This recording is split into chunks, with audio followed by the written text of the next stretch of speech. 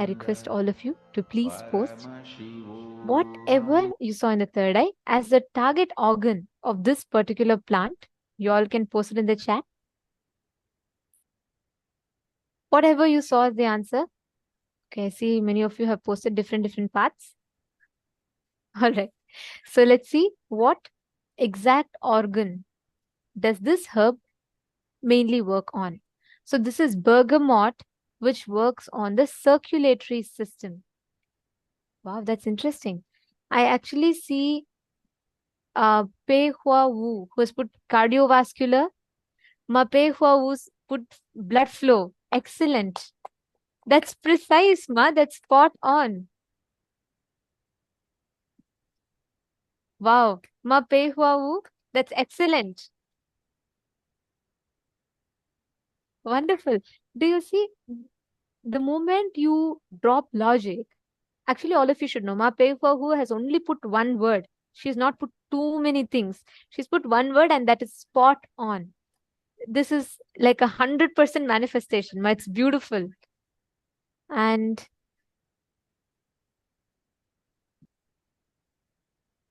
yes, I'm just going through the answer to see how many of you have gotten it right. See, that's the thing. When we try to guess always, we try to go all over the place because mind wants to be sure. When you put the first thing the third eye tells you. Paramasundara Yogi. Sorry. Paramasundara Yogi, you got it right. See, you got it very close, I would say, because you said you saw something related to heart beating, which is very, very close. It's the part of the whole circulatory system. So that's nice. What I would say is start chanting Mahavakya.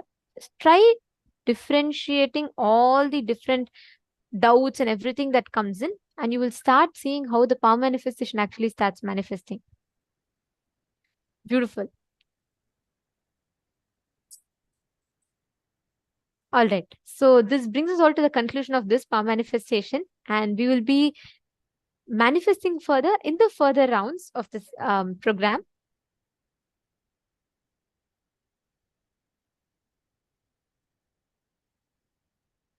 Now, all of us are going to be entering into the next session. See, this session, I request you all to listen very, very intensely because this session is very closely related to what Swamiji had revealed to us yesterday. So, we request all of you to intensely listen. And right after this, we are also going to be having a Vakyartha Sadas, where all the participants are also going to participate and share with us the clips you're going to be getting. This is going to be there further in the day. So make sure you're listening to this session intensely, and as and when you get clicks, you can write it down and you can share it with us. All right. So now let's listen to the Parama Advaita session from Swamiji.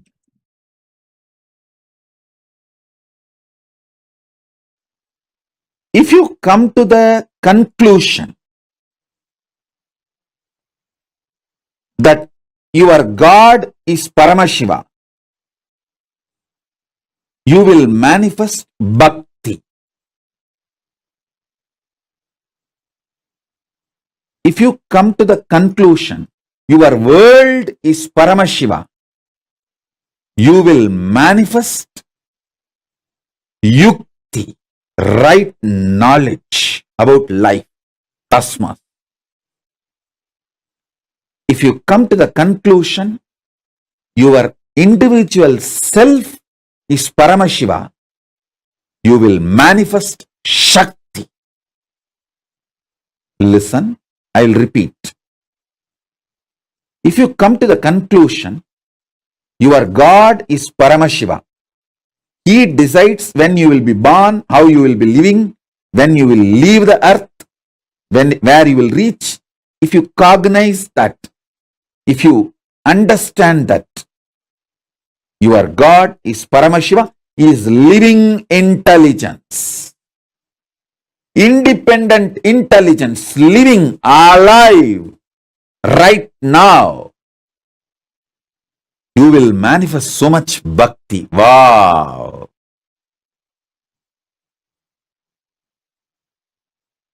If you understand this whole world, this Jagat is Paramashiva, you will realize you will have amazing strategies to win, to be successful, to be consciously productive. Understand that word, consciously productive. Success is not winning over others.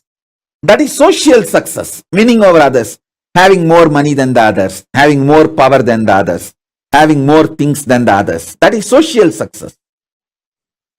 What I am talking is conscious success, feeling that you can do anything. Ishwaratva.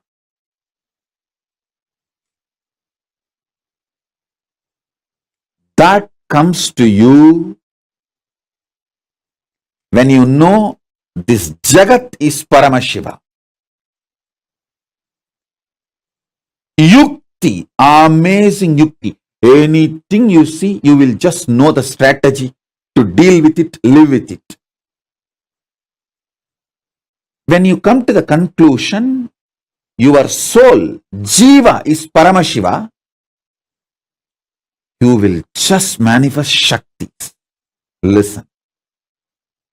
Knowing Ishvara, your God is Paramashiva, makes you manifest Bhakti. Knowing this world, universe, Jagat is Ishvara, Jagat is Paramashiva, makes you manifest Yukti. Knowing yourself, Jiva, individual, is Paramashiva, makes you manifest Shakti. Knowing your Jiva, your Ishvara, your Jagat, knowing your Jiva, your Ishvara, your Jagat, all the three are Paramashiva, is Parama Advaita. That is what I call Parama Advaita, manifesting Shakti, Bhakti, Yukti. Listen.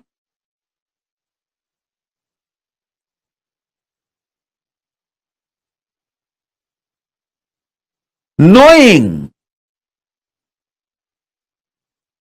your soul, individual Jiva, is Paramashiva, your Jagat, world, is Paramashiva, your Ishvara, God, is Paramashiva. Knowing all the three are Paramashiva is Paramadvaita. Listen. Listen to this truth. Every word I am uttering, even if you intellectually catch it, you will be liberated so much. You will have so much liberation. Listen. I'll repeat.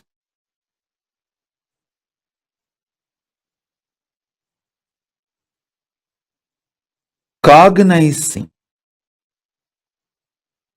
your Jiva, individual self, is Paramashiva, makes you manifest Shakti. Cognizing your Jagat, world, is Paramashiva, makes you manifest Yukti. Very powerful strategies for conscious success. You will have social success also, but conscious success, you just know how to deal with everything.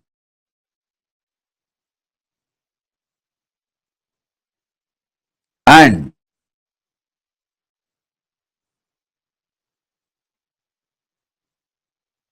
if you cognize your Ishvara, God is Paramashiva, you will manifest Bhakti. Understand?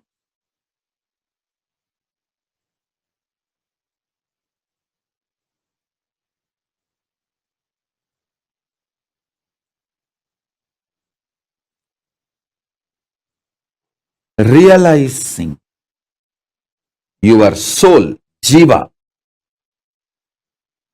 Jagat, your world,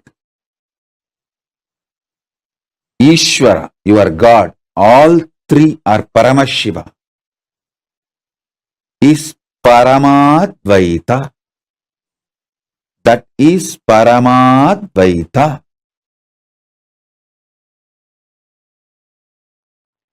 In course of life, when body mutates, it starts manifesting more possibilities, more powers. Mind mutates, it starts manifesting more possibilities and more powers. Humanity heard only about these two mutations.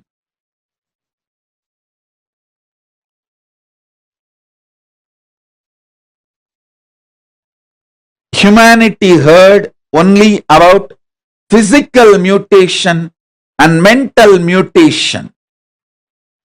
But Hinduism knows this cosmic science of conscious mutation and superconscious mutation. Conscious mutation means realizing you are more than your body, your mind. You are more than the length, breadth, depth, time, space, dimensions. Consciousness is foundation, source of length, breadth, depth, time, space. I can say the force of consciousness is the foundation of gravitation force, electromagnetic force, nuclear force, and strong nuclear force. Exploring the possibility of your own consciousness,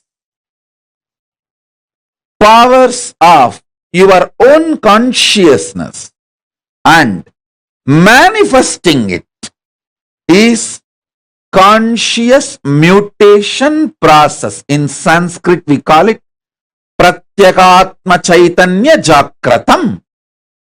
The Vedas and Agamas, the ancient Hindu scriptures, which reveals about the cosmic science of Hinduism, describes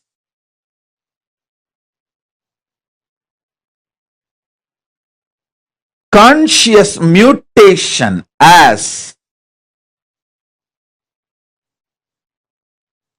Pratyakatma Chaitanya Jakratam,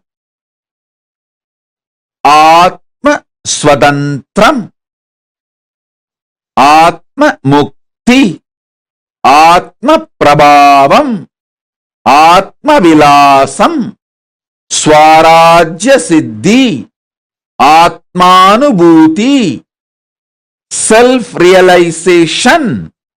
All these words denote, mean conscious mutation.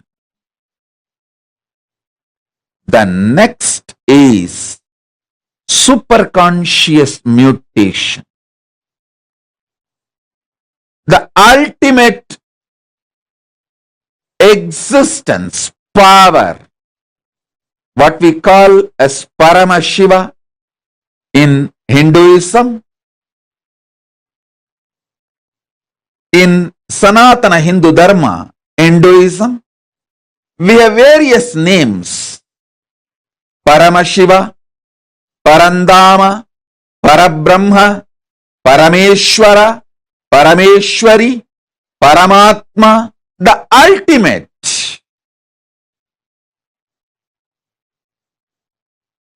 That superconsciousness entering into individual consciousness of you, your individual consciousness, and mutation happening, you manifesting. That superconscious mutation is the ultimate, we call it moksha, ultimate liberation, Parama Advaita Anubhuti. In Sanskrit, we use the word Parama Advaita Anubhuti, ultimate oneness. Hindu tradition, Sanatana Hindu Dharma is focused on this superconscious mutation, ultimate oneness. Just physical mutation and mental mutation happens in the lower planes of the universe. But conscious mutation, superconscious mutation happens in the higher planes of the universe, vertical time zones of the universe.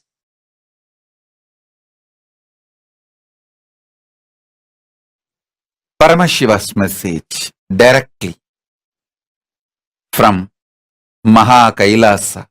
Listen. Superconscious mutation is literally experiencing Parama Advaita spontaneously, simultaneously, and manifesting the energies of Parama Advaita synergetically. It is beyond initiation, Shaktipada, Shaktinipada. One initiation is equivalent to trillion instructions. Listen. One initiation is more than trillion instructions. Even if you receive trillion instructions, it won't match one initiation. One initiation is more than trillion instruction. Same way, one Shaktipada is more than trillion initiations. Then one Shaktinipada is more than trillion Shaktipadas. One superconscious mutation, Parama Advaita Diksha, is equivalent to trillions, I should say more than trillions of Shaktipada, Shaktinipada, all initiations.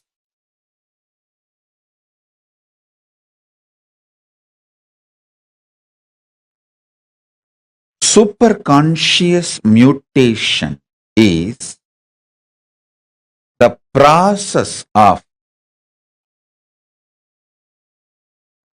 manifesting Paramashiva in all your 25 paces and phases.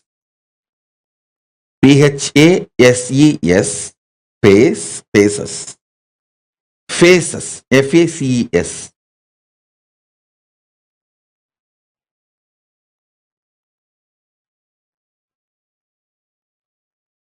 All of us have 25 different dimensions which functions spontaneously, simultaneously, without getting confused with each other. Listen. your ability to put your body in autopilot mode, like your heart beating itself, blood purifying itself, liver functioning itself, digestion happening on its own, logical thinking, cognizing happening on its own, emotional processing of how you feel about others and yourself and situation, the emotional cognitions happening on its own. If you just look, 25 different dimensions of you is independently functioning, spontaneously, simultaneously, synergetically. So understand, your logic, which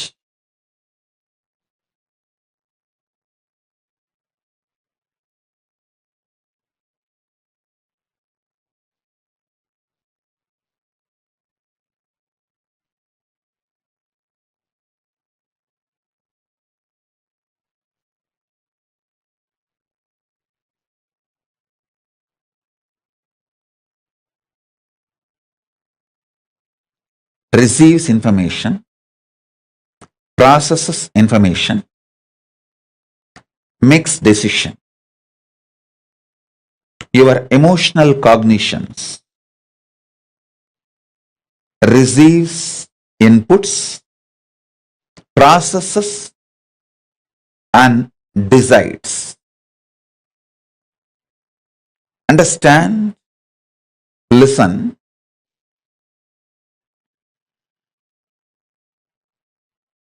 your core cognition, how it projects itself to others and how it feels about itself and how it is. All these 25 different dimensions of you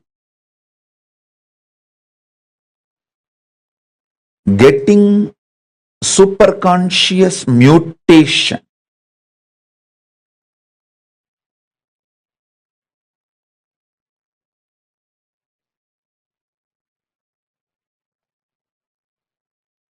through the initiation is the process I am doing right now for all of you. Listen.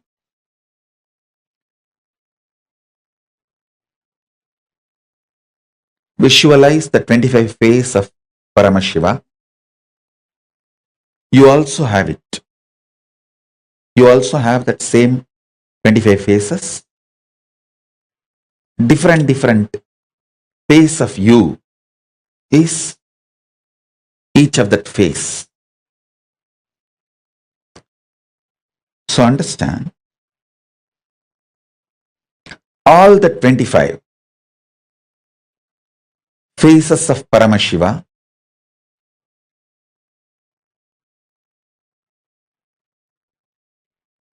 manifesting in you with the same superconscious powers of Paramashiva is the purpose of the initiation I am doing now, right now. The core face of Paramashiva is exactly what he is.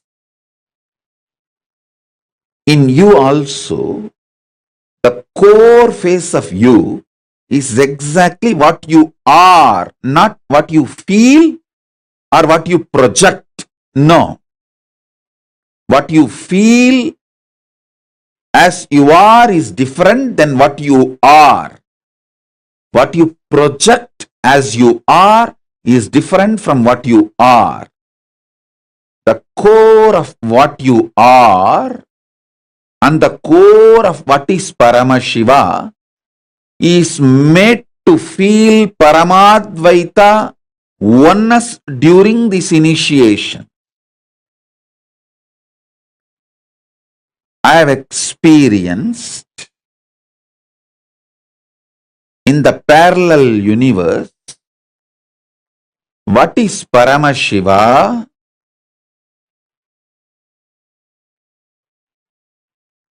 in Kailasa, what is me in this Bhuloka. The core of Paramashiva, what he is and what I am, is one and the same. That Parama Advaita, when I ignite in you through the initiation, all the different dimensions of Paramashiva, all the 25 phases of you starts getting awakened, starts manifesting. The Parama Advaita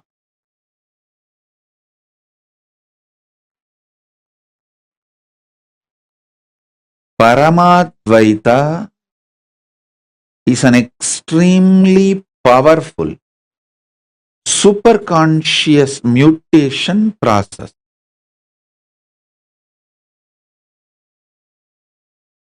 When I renounce all my expectations about you, you flower into me. When you renounce all your expectations about me, you manifest in oneness with me. Parama Advaita happens when you renounce all expectations.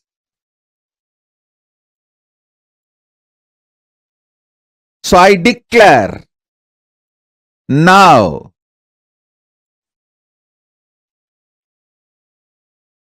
as a living manifestation, Paramavatara of Paramashiva, I renounce all my expectations about all of you.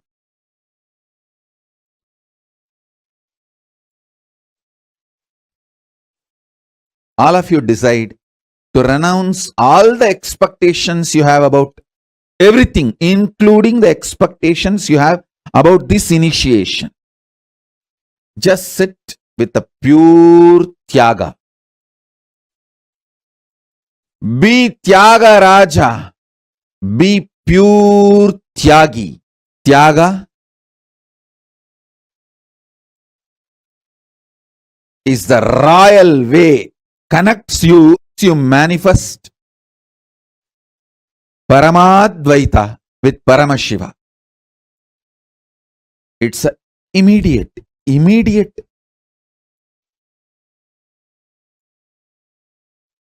way of manifesting the superconscious mutation. People ask, oh, through initiation, just like that I can do what I want. You can. Just drop all the expectations you have about you, from you, by you, and all expectations you have with Paramashiva, with universe. Drop everything.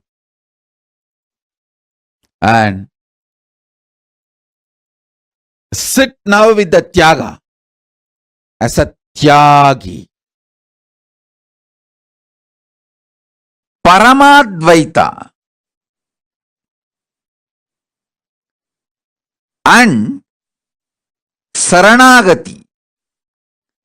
Parama Advaita from the space of Paramashiva, Saranagati from the space of you, both are parallel universe, synergetic, spontaneous, simultaneous trigger. When he triggers Parama Advaita Anubhuti, you experience Saranagati. When you trigger Saranagati, he experiences Parama Advaita Anubhuti. When you trigger Saranagati, he experiences Paramadvaita and he triggers more Saranagati in you, and your more Saranagati triggers more Paramadvaita in him. So, end of the day, Paramadvaita and Saranagati merges into one and becomes one beyond oneness.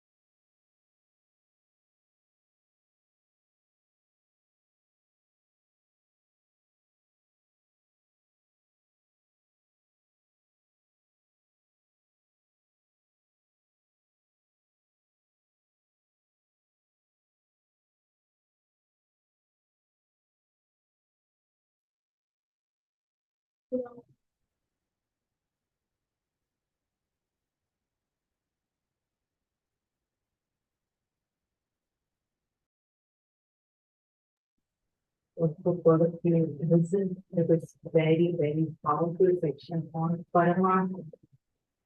And somebody also gave us the exam part to when mission that one next to go on. What is that you need to have for receiving this message? But it was nature to it is taking and it's time and forced both exactly understood. It is so disappointed right?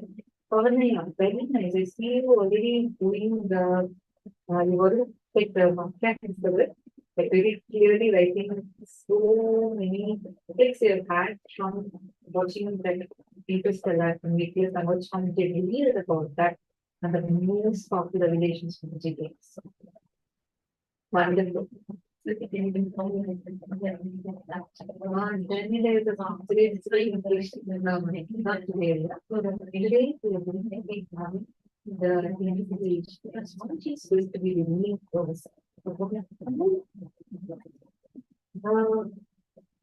Like exact thing which one is really understood. Parama Advaita initiation, along with how the future part of us, the future enlightened part of us. This is teaching to the renewed past part of us.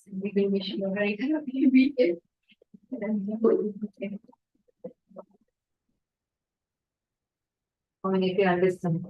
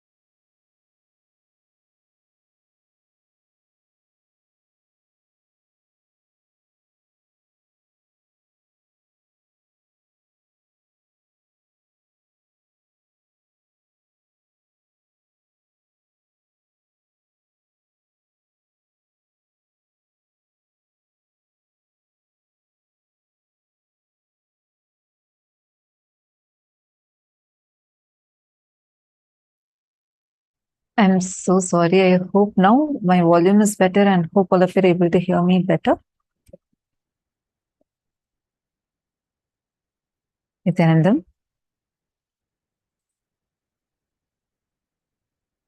Okay, thank you so much. So sorry for that. I think I had a small problem with the mic.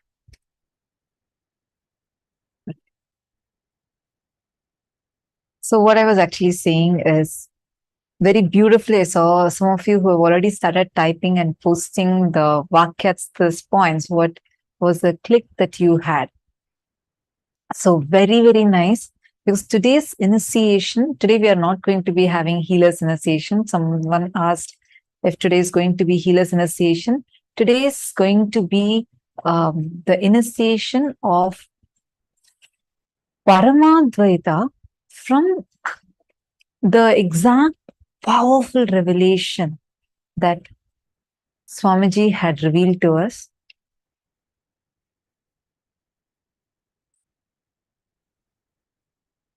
So now first I request you all, take a few minutes and please post what is the exact click that you have had.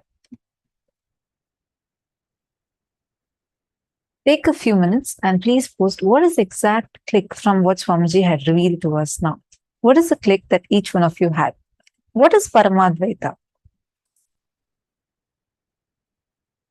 Sanjay or Yaya, it's not any hacking of voice. I'm so sorry for that experience. I think I had a small problem with the mic. I fixed it. Now I hope it's better. Sincerely, I apologize to each one of you. See, what we are learning right now is something very, very, very important. because this is a very important preparation for receiving today's initiation, to receiving today's darshan.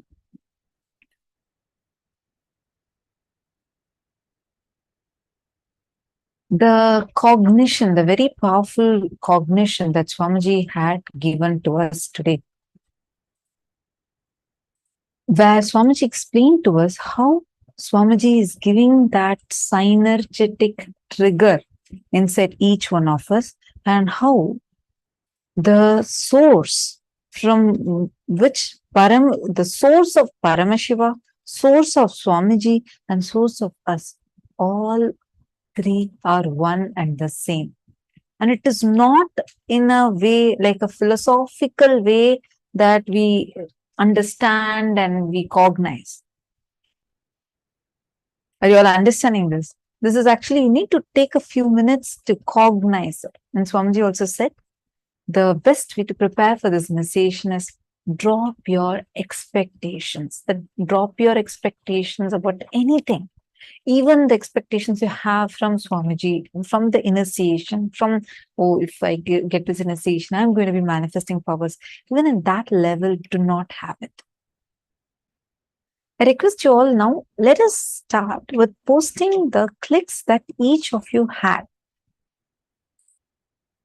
What is the exact click that each one of you are having when Swamiji explained to us about how the reflection of Paramashiva, we are alive because Paramashiva is reflecting in us. And that is the very reason why we are alive.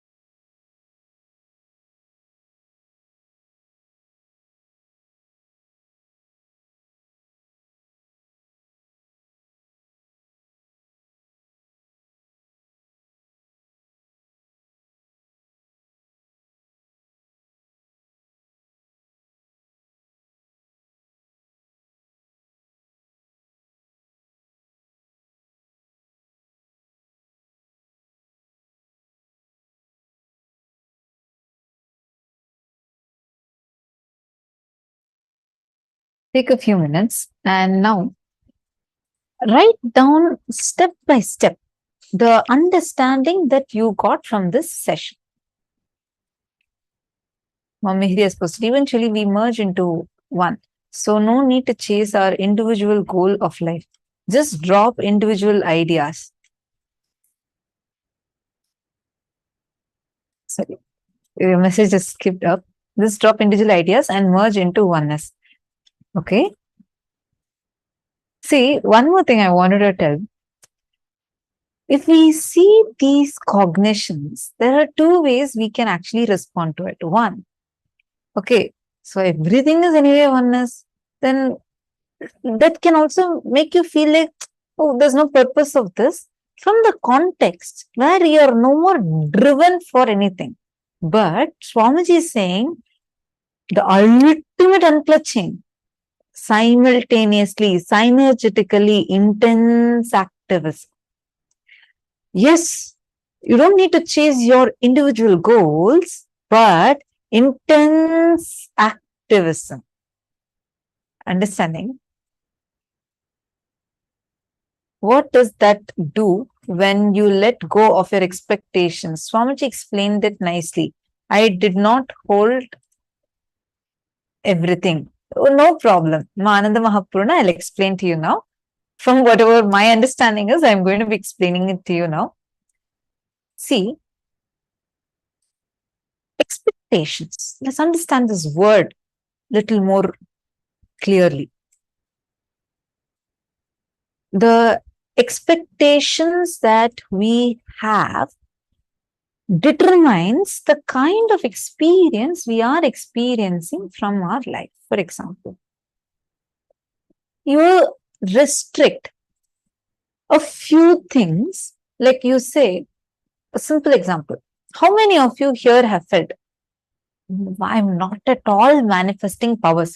Power manifestation is not at all happening to me. I even doubt, probably my third eye is corroded, eroded, and it's not probably alive, active, working. How many of you have any of these cognitions? Take a moment and just you can put yes or even you can put a cognition. Please tell.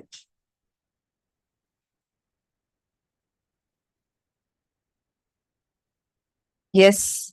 Okay.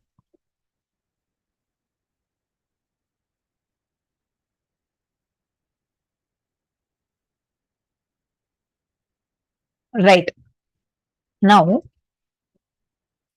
when you carry the cognitions that you carry inside of you, some expectations you have to get something. Like you're saying that if I'm sitting and manifesting powers, if I'm going to be sitting now and doing the seeing through the third eye, then exactly as it is outside, it has to appear in front of me in my third eye. How many of you have this kind of a definition? We all carry, no? That's what is the expectation that we carry. We all carry like a frame through which we all see it.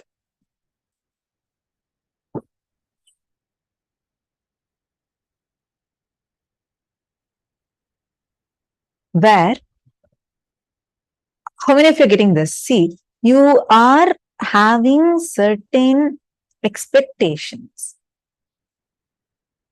Like literally, you see, like, because I have had this before, I used to carry all the time. I used to say that, oh, I'm not manifesting because I can't see exactly what is there outside as it is. I can't really see it. So I'm getting, like I'm not really manifesting powers.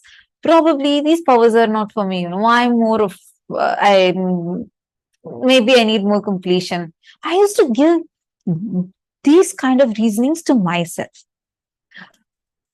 For a long time, I kept pushing. Actually, many tests were conducted, many experiments were conducted, like where I still remember I was resisting, saying, no, I can't see through my third eye. It just does not work for me.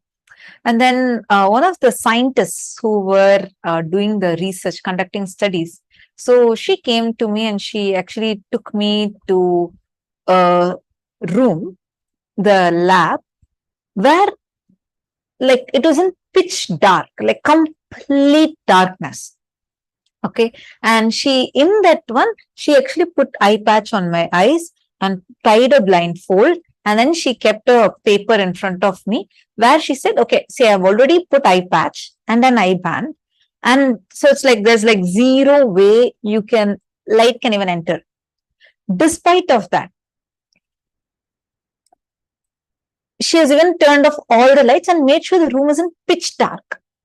Like by putting all kinds of like black cardboards, etc., and made the room completely dark. Now zero light can enter. Now I'm going to check if you're able to read from this paper or not. So she actually kept a paper and she had written the word. It was like with a drawing and paper with some words written on it. So she kept it in front of me. And it was a printed one. So you can't like actually feel it or anything. It's a printed paper. I remember so clearly. I was telling her, no, I'm not going to be able to do. She said, okay, anyways, you're saying you can't do. You just sit. So my mentor was also there. She said, anyways, you're saying you can't do. So leave it as whether you can do or you can't do. Anyways, you came off here. Just sit. If at all something has to manifest, only Swamiji can do. Right? You don't bother about whether you can do or not, because anyways, you can't do it. It's only Swamiji who can do. Just sit and try. So I said, okay. And she told me that only if I try this, she's going to let me to go and do something else. So I was like, no, I wanted to go do that. I want to be there and finish that. I was like really trying to resist this. So then I remember very clearly, I touched the paper. Like there's zero way to see it. Whatever letters came in me, I started telling whatever thought came in me, I first started telling that. They kept changing the paper one after another, one after another, one after another. 7 times straight with no mistakes. I was able to see everything clearly. It was not exactly as it is. It was not exactly as, okay, this is what I'm able to see with my 2 eyes, and that's why I'm seeing like this. But I was able to see beyond my understanding, my expectations. Are you understanding? This was the experience Swamiji gave to me. Now, every time when I'm putting a judgment saying, like this only, I have to be able to manifest, means my power manifestation should happen exactly like this. If I'm saying and putting that as a frame, any other way my third eye is showing, I'm saying I'm denying that very possibility for me. How many of you are understanding that? You need to renounce any kind of expectations. Any expectation is a corruption in your inner space, because you are not going to be able to even cognize what life is showering upon you. That is the reason all the time we keep complaining, I can't manifest. So this does not come for me. Oh, these miracles don't happen for me. Others have such amazing spiritual experiences. These experiences won't come for me. I see many of you giggling now. I know, because we all have such cognitions. We go on carrying these cognitions inside us. These are the expectations. You're understanding? Swamiji is telling, renounce that. If you go a little more deeply, you will understand that it is when Swamiji is telling drop your expectation, Swamiji is telling drop even in the level where you feel, okay, like you have certain expectations that you are carrying, even to the level like, I should feel some bliss. This should happen. No, do tyaga of everything. Just sit because you're sitting with Swamiji. Just sit, that's all. You don't need to have a reason. You will see your inner space will get ready to receive what Swamiji is waiting to shower. He's here waiting with so many gifts. Are you understanding? Ma Ananda Mahapurna, don't even worry about thinking like, okay, am I going to get this? Ma Martha has posted, I can move the Atmalinga on cell phone when I hold a cell phone in hand. Just that one I'm looking to grow. Okay. Now, Ma Martha, do you see? This is the expectation we have. We are expecting, saying in this scenario that you have given. Your expectation is, if I want my Atmalinga to move, I want to actually see it roll. Nothing wrong. Nothing wrong. But as long as you're carrying that as an expectation and sitting and looking at it, and you see that it has not yet rolled to the way that you want it, you're denying to yourself, saying, okay, it didn't happen. I sat for 5 minutes or 10 minutes. It did not happen. Why is it taking so long? It will not happen. I know for sure. This is what I told. I knew it. This power is not going to work for me. And we declare to ourselves, this is not going to be working for me. This is not going to be manifesting in me, and we stop our possibility. You're understanding? Ma Sahana has posted, I did tyaga of everything, and to my surprise, it is happening. Even today's topic is also an answer to my question. That is also a surprise. Every moment would be surprising, pleasantly surprising, and amazingly miraculous with Swamiji. The moment we drop our expectations, we start understanding that Paramashiva is reflecting in us. We are his own reflection.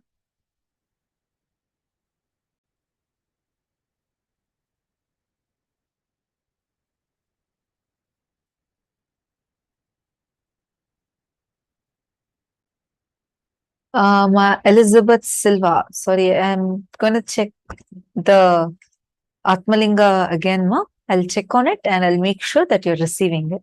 This is a gift from Swamiji, and definitely you'll be receiving it. Okay.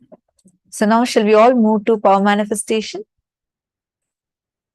I request all the participants to please quickly settle down, and you're going to be holding on to the powerful cognition of Parama Advaita in you. And from that, you're going to be operating. All right? Can I request all the participants to please come, sit down, hold the cognition that no expectations. You are not going to have any kind of expectations inside of you. Sit with that, and you're going to see how you're going to manifest the powers.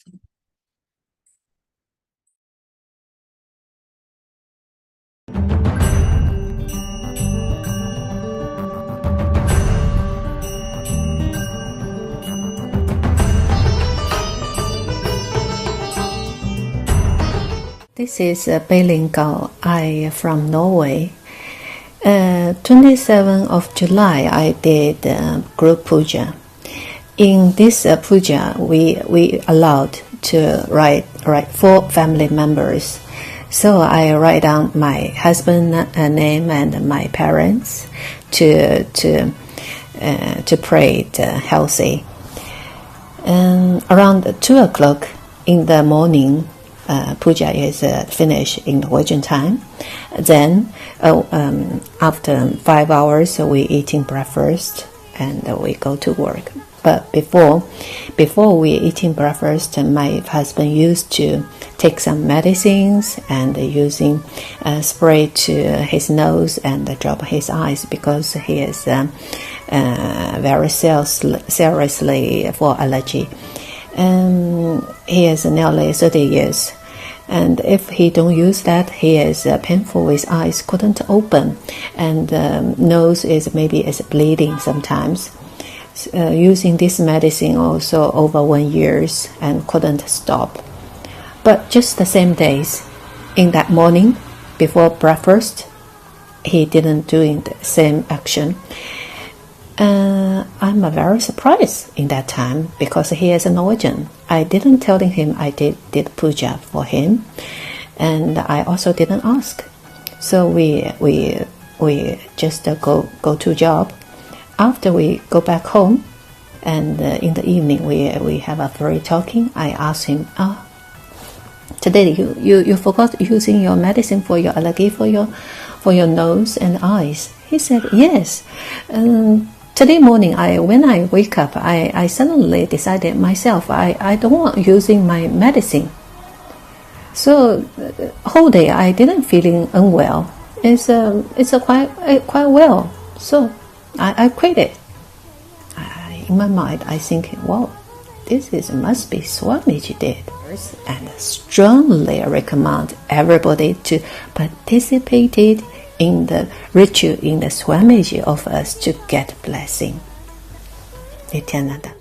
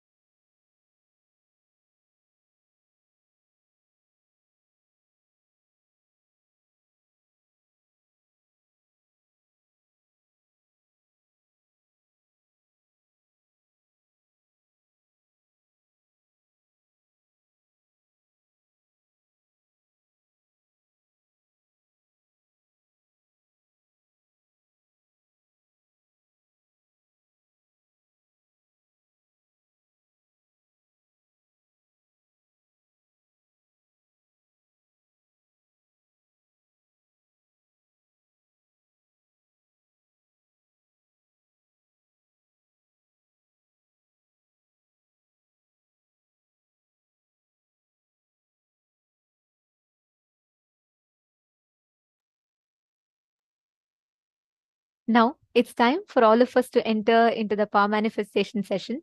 So, Ma Viraja, why don't you share with us what Parama Advaita, what Swamiji explained as Parama Advaita? Sure. So Swamiji said in the satsang which all of us watched that when you see the world around you as Paramashivam and God as Paramashivam and yourself as Paramashivam, when all these three, the Jiva, Ishvara and Jagat. So the world, when you see the world around you as Paramashiva, I mean, see the God, when you know, when your God is Paramashiva, and when you remember yourself as Paramashiva, all these three, when all these three is Paramashiva, it becomes Paramadvaita. Basically, when everything becomes Paramashiva, we experience Paramadvaita. Like how when Swamiji was with Arnagiri Yogeshwara, when Arnagiri Yogeshwara was explaining the concept of Advaita to Swamiji, at first Swamiji was a bit non-listening to Arnagiri Yogeshwara. It was like, felt a little boring and everything because from his previous masters like Kuppamal, Annamani Swami, they have taught the science of Advaita to Swamiji, but Swamiji felt a little boring and was not paying attention. And Arnagiri Yogeshwara noticed this and immediately called Swamiji saying, Swami, and Swamiji sat up. Naturally, Arnagiri Yogeshwara is how to say, even when Swamiji says about Arnagiri Yogeshwara, immediately all of us have a wide smile because the way Swamiji describes about the relationship between him and Arnagiri Yogeshwara is so, I don't know, it's such a scene to be seen. Like even I, if at all I have a chance to ask Swamiji, I'll say, Swamiji, I really want to have this darshan of you and Arnagiri Yogeshwara sitting together, having a relationship. So let me continue. So, and immediately Arnagiri Yogeshwara saw the boring, the tiredness in Swamiji. And Arnagiri Yogeshwara just straight looked into Swamiji's eyes and immediately said, Onuda. That's it. And Swamiji saw everything around him becoming one, like the temple next to him, the hill in front of him, and the linga, and Arnagiri Yogeshwara were all becoming one and was merging with his inner space. So this is what I understand is Paramadvaita, where everything around you, not just when you're sitting for prayer, you should sit in a space of you and God is one and the same. When you're manifesting powers, take the example of consciousness or a matter. You, matter, and Paramashiva as one and the same. So same way. It's the same way. Even this power of Aushada Darshanam, the power and you is one and the same. You and Paramashiva is one and the same. Paramashiva is nothing but the future of you. And you are the past of Paramashiva. That's all. It's nothing but you seeing the higher possibility of you, which is Paramashiva. Yes. Beautifully, you explained it just now. I think Ma Viraja has summed up the whole essence of what Swamiji said so beautifully for all of us.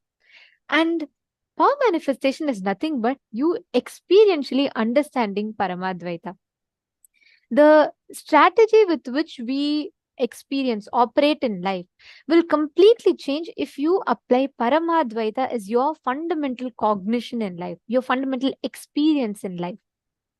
Now, power manifestation is the best way to experience, express, manifest that Paramadvaita Anubhuti. So now without further delay, let's all get started. What we're going to be doing is the exact same thing as last time. So we're going to be doing this as the conclusive round. So after this, the next round we'll be doing the next level of this power. So I'm going to be projecting a herb. You're all going to be scanning the exact, precise target organ of that particular herb. I have a request to make to all of you before that.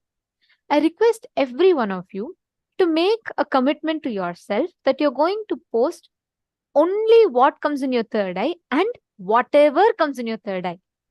Okay? Can I request every one of you to give that as a commitment to yourself?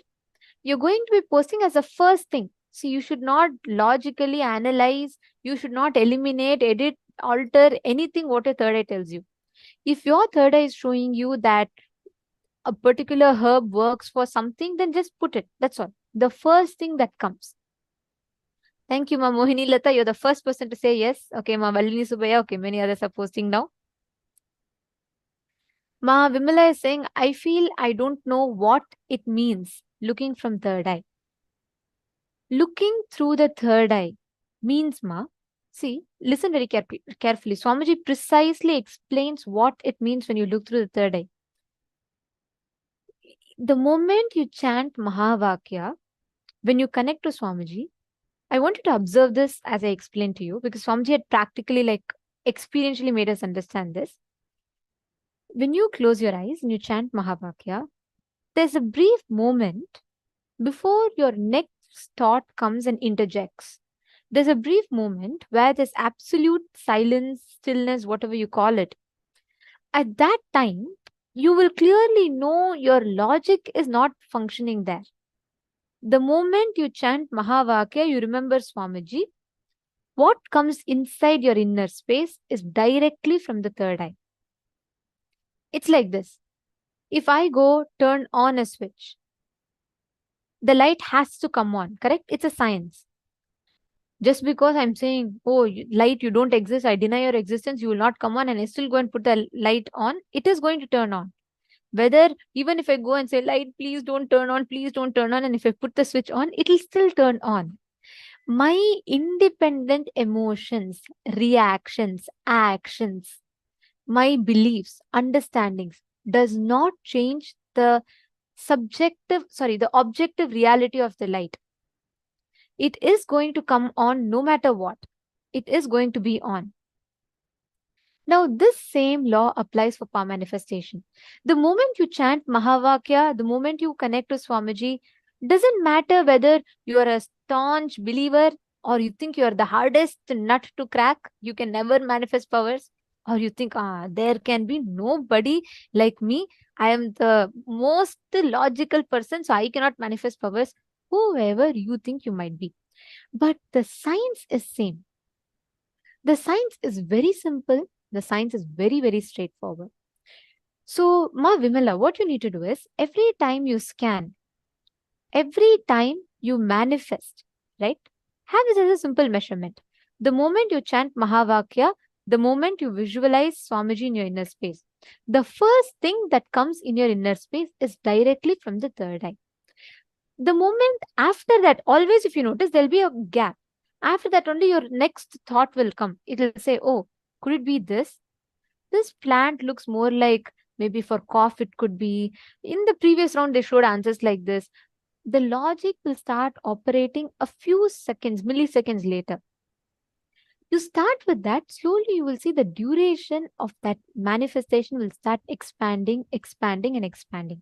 That is why Swamiji tells, unclutching that space, that unclutched space is the best space to manifest powers in. Whatever comes in your third eye, in that space, you will literally experience the reality opening up for you. Understanding, Ma? Ma Virija, do you want to share how it feels for you to see through the third eye? Because every one of us have seen how you manifest through the third eye, and you can precisely see. How does it exactly work for you? What is the exact process that you apply? It is just a simple process of surrender. Swamiji says one thing, that when you surrender 100% to Swamiji, not I'll surrender 70% or I'll surrender 30%. No. When you surrender 100% to Swamiji, I'm dropping my very own commitment. You guys have seen me for the first day demonstration, everything, right? I just say, Swamiji, I'm doing this demonstration for you. I'm just a medium for you to flow through. That's all. Like how you take a cotton and you pour honey on it. The cotton will be soaked with honey. Same way, I'm just your cotton. Let your energy flow through me so that I can experience you, so that I can experience your powers and manifest. And whether I get whatever people say or anything, it's just for you. That's all. I'm just a medium for the world to connect to Swamiji. That's all. So I just surrender myself to Swamiji, that there's no I in me. Swamiji always says that when you situate yourself as I, when you develop an identity saying I, when you refer to this body as I, we start becoming egocentric. When you refer to yourself as Paramashiva, that's why in Gurukul we have this thing called Sat Bhasha, where we refer to ourselves as Paramashiva. We refer ourselves to Swamiji. So that any moment of time, whether you're powerless or whether whether you're happy or in any mood you are in, we are just experiencing Swamiji, that's all. Whether even if you're powerless, it is just Swamiji trying to make you understand something so that you can come out of the problem. And when you're in powerfulness, it's just Swamiji wants you to be powerful in the state forever. So during the demonstration which I do, I just connect to Swamiji and just drop my I identity. That's it. And I just declare completion. Let me have the oneness with you. Like you had the oneness with Arnagiri and Vishwa, let me experience the same thing with you. I just declare this because when you declare it to yourself, you also have Paramashiva inside of us. So it is nothing a declaration which you're making to Paramashiva who's sitting in front of inside of you. So as soon as I make this declaration, Swamiji just flows. That's all. It's just one simple decision which we take from our side. Like Swamiji says, when you take one decision towards me, I take millions of steps for you to be successful towards you. It's the same way, it's your one decision for you to be integrated to Swamiji. Then whatever Swamiji shows you, you just be authentic to it. Just be integrated to it. And you will see, you will experience it. The whole power manifestation is not what, okay, let me see how much of rounds I manifest. No, this is the space in which you enjoy, the space in which you manifest the powers.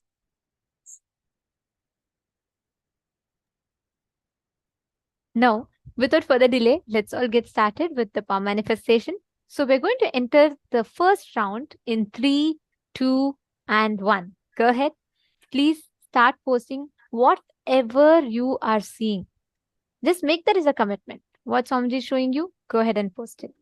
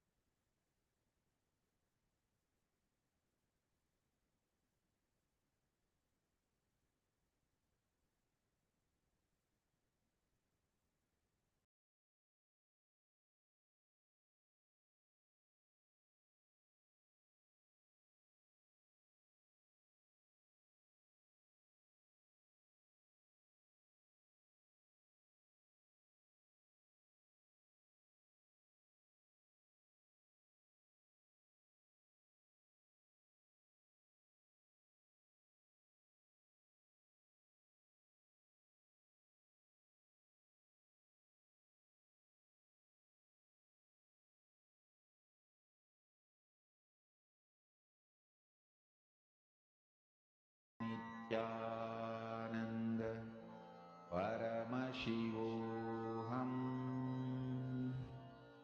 Om Nithyananda Paramashivoham Om Nithyananda Paramashivoham Om Nithyananda Paramashivoham Om Nithyananda Paramashivoham Om Nithyananda Paramashivoham Om Nithyananda Paramashivoham Om Nithyananda Paramashivoham Om Nithyananda Paramashivoham Om Nithyananda Paramashivoham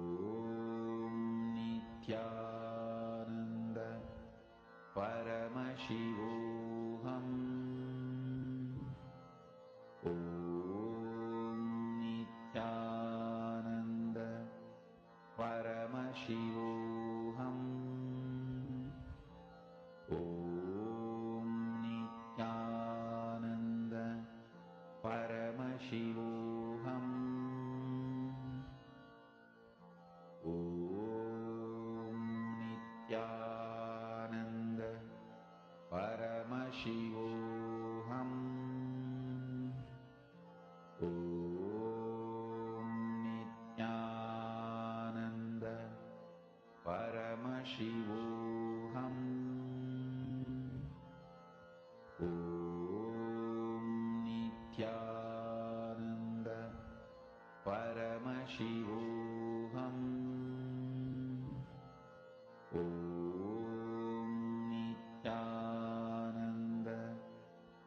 Hope all of you have finished. Whatever you scanned, you all can post it in the chat. Let's now verify the answer. I see that each of you have posted different answers. Okay, so now that I see many of you have already posted different answers, I'm just directly going to project the answer for all of us to verify. This is chicory, and it's predominantly added mixed with in coffee, and this is known to boost the digestive system, the digestive abilities of the body.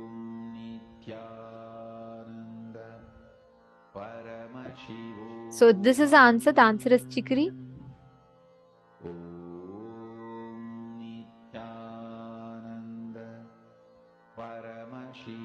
Okay, so now let's see what each of you have posted. Ma Dhanvantrika.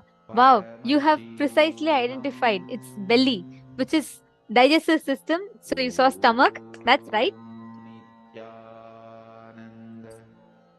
Wow.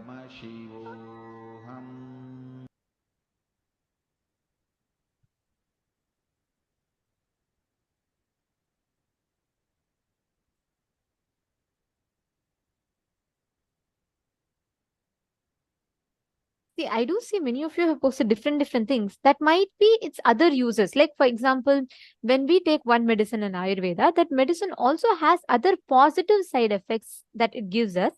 But what we are counting right now is the main exact reason that it is used for. So, Ma Sonia Rao, it is useful to boost the immunity and the other parts as well. But predominantly, it's used for digestion.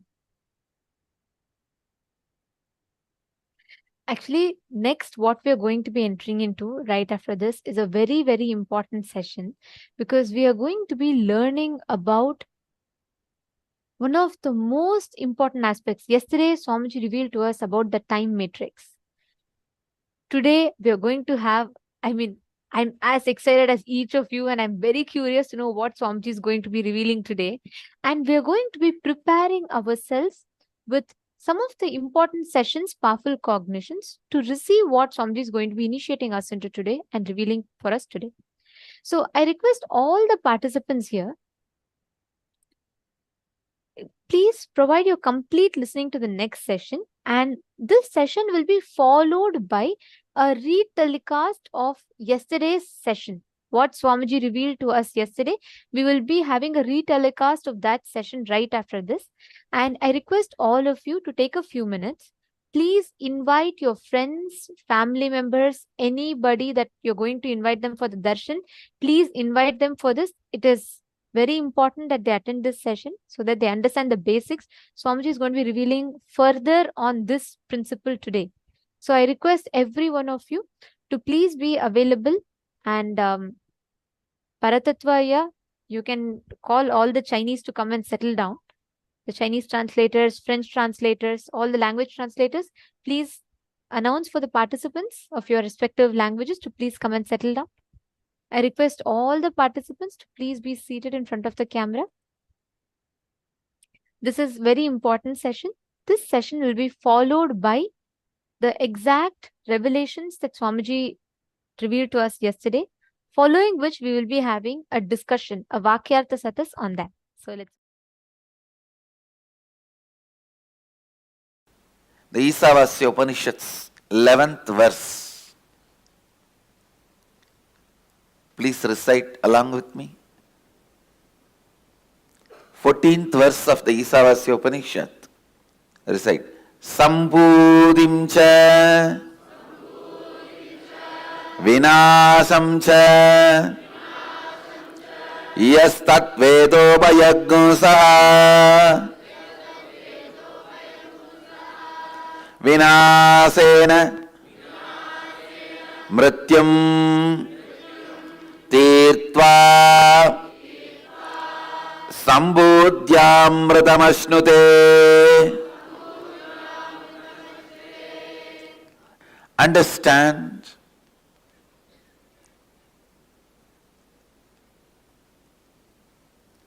cognize your existence, cognize the existence of the life, universe, God, everything with a larger vision. Listen, why you do what you do, why you think the way you think, should be based on larger vision of life, not just a immediate agitation gratification. Please understand, all your so-called luxury, the sensory pleasures, are agitation gratification.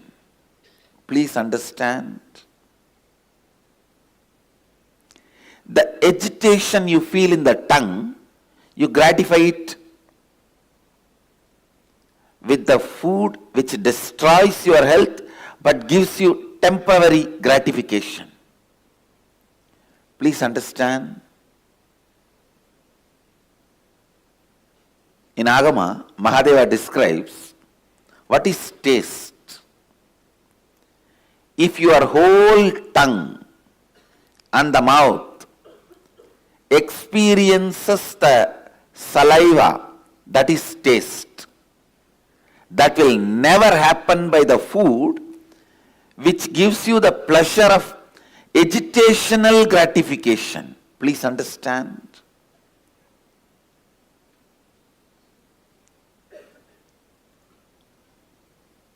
High spicy. Understand.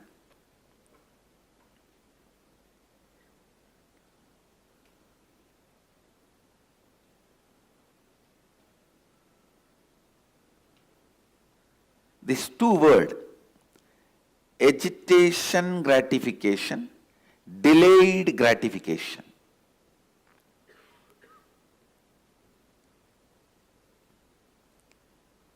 When you think you are going to exist only this 20-25 years which is in front of your eyes, you will always opt for only agitational gratification things.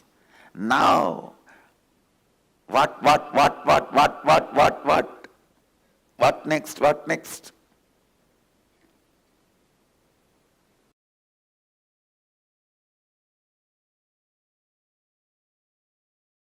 See, I'll give you the signs of parasite. Whenever you go through the intense flood of hormones and chemicals, for example, hunger, or feeling very horny, lusty, or feeling frightened, terrorized, whether you feel lusty, sexually driven, horny, or frightened, terrorized, or hungry, all these three is just flood of hormones and chemicals inside you. Whenever the hormones and chemicals are flooded inside you, the womb, mother component for the parasites to be born is created. The egg, garbha, for the parasites to be born is created. The good news is you can live without letting the parasites happen in you. But if you decide to dump food the moment you feel hungry, your action is the male component, sperm inserted into that egg. Your actions going with the flow pattern of the hormones and chemicals in you, your actions are male component added to the female component, parasite is born. Your actions are the male component required for the parasite to be born in you. The chemicals and hormones make the womb, egg, female component for parasites. Your deluded actions, going with the flow of the hormones and chemicals, those actions are male component for the parasites to be born. When they both happen, when they both meet, parasites are born in you. Listen, never eat the moment you are hungry. Bring eating to a very clear, conscious flow. I give you the best practice. Eat only once a day. Listen to every line. Eat only once a day. At least within next 6 months, come to this practice. Raise yourself. Eat only once a day. Keep everything you want to eat before the puja. Offer everything to Paramashiva and Guru in the puja. All this as a reason. Because when you eat only once, your whole body will feel the hunger. Even though you are feeling hungry and the food is in front of you, you cannot eat immediately because you have to do the puja. Whole thing has to be offered to Paramashiva. The delayed gratification will happen. So the agitated parasites will not get strengthened by your repeated actions of fulfilling them whenever they trigger you. See, when the parasites are born, they get strengthened by triggering you and making you act on the same pattern. Listen.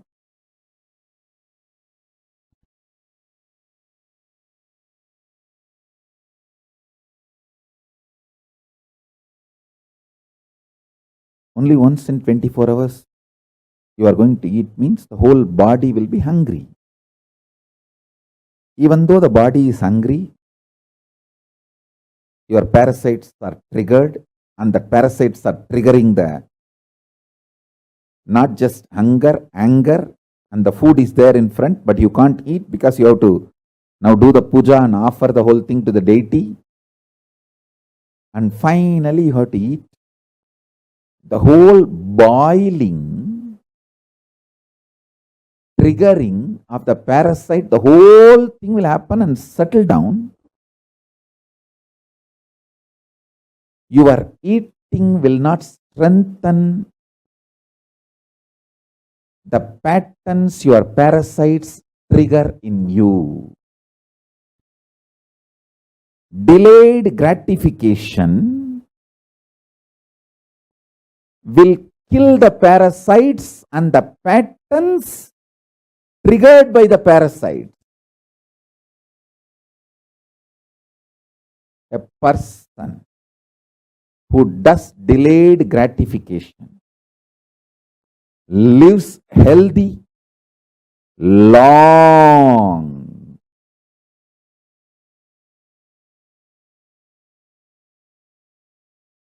Lives healthy, long. Because the parasites in him can't trigger patterns in him. I tell you, don't think hunger triggers only the commands to get food and eat. No. The hunger triggers the kind of irritation which is responsible for almost every bad thing happening in the society. I tell you, 99% of the time, people who are fighting are hungry, triggered by hunger pattern.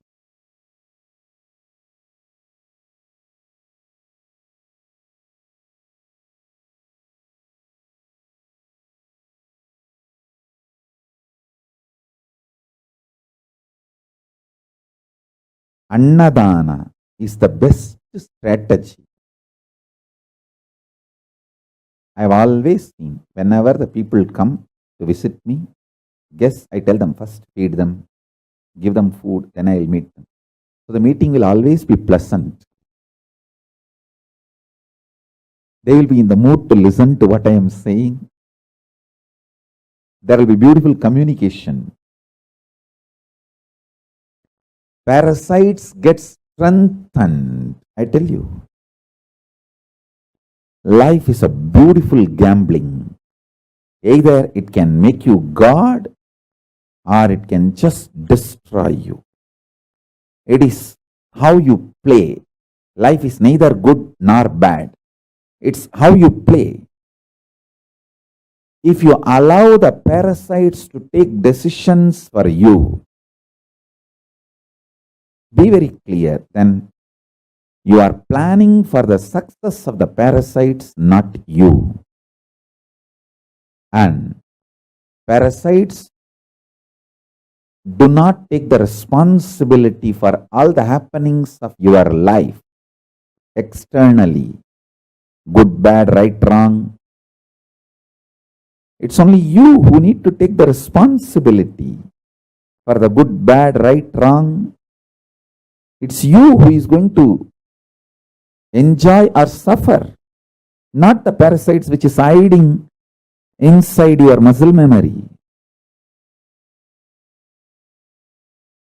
They just continue to suck you and make you believe parasites and the patterns generated by parasites are you.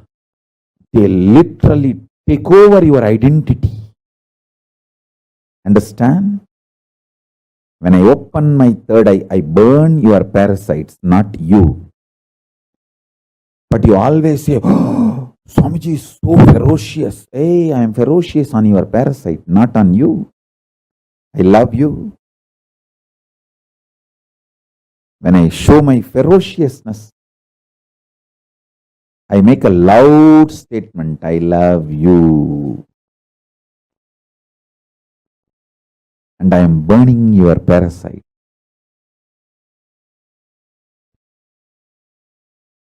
If you try to burn it on your own, you may take births and births. If you allow me to burn it, I can finish it in few days. I am telling you.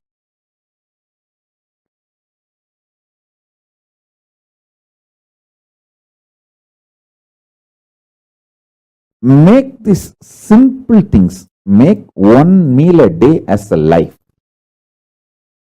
That also keep everything ready. The smell, hot food, fresh food. And naturally, all the patterns, parasites, everything will be triggered inside you. You'll be already hungry, and the smell of the food, but you can't eat because you have to do the puja now. Once you keep everything ready. The delayed gratification. So after the puja, if you eat, you will eat exactly what you need, how much you need. The whole process of eating will not tire you, it will empower you. I tell you, the most healthiest people who lived for a long time healthily, I have seen in my life, all of them, 100%, whether my grandmother or Kanchi Paramacharya. My grandmother lived 103. Another one grandmother lived 106. My grandfather lived more than 90. And Kanchi Paramacharya lived 100 years. Just, I think, few months less than 100 years. All of them whom I have seen who lived long, all of them had one lifestyle. Less food or no food. Very less eating. They built the body systematically from the young age itself to live with minimum food, minimum quantity of food. Their food was very subtle, like breathing or liquid. Paramacharya will fast for days continuously. In my family, everyone lived quite a long time. Other than my father, everyone lived such long number of years. Because all of them had this habit of fasting for Paramashiva.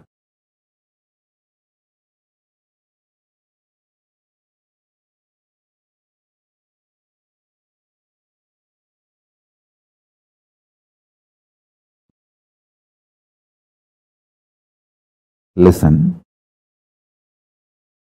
this is also one of the reasons why there are sculptures about sex before you enter the temple in Gajuraho or many temples. Almost all temples will have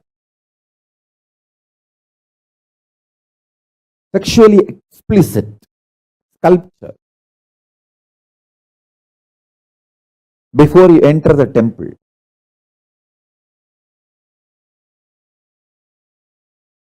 It's like delayed gratification. You have come to the temple. There are multiple reasons. One, that is the way that proper right sex education was preserved and presented to generations in Hindu tradition. And second, you are sexually triggered, but you can't act out. Now you have to go to the temple inside and do puja.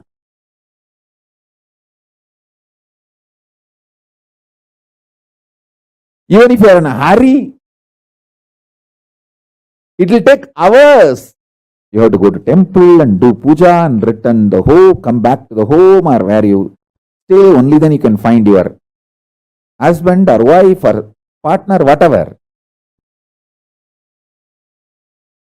By the time the delayed gratification will happen, your patterns, your parasite cannot become powerful due to your actions.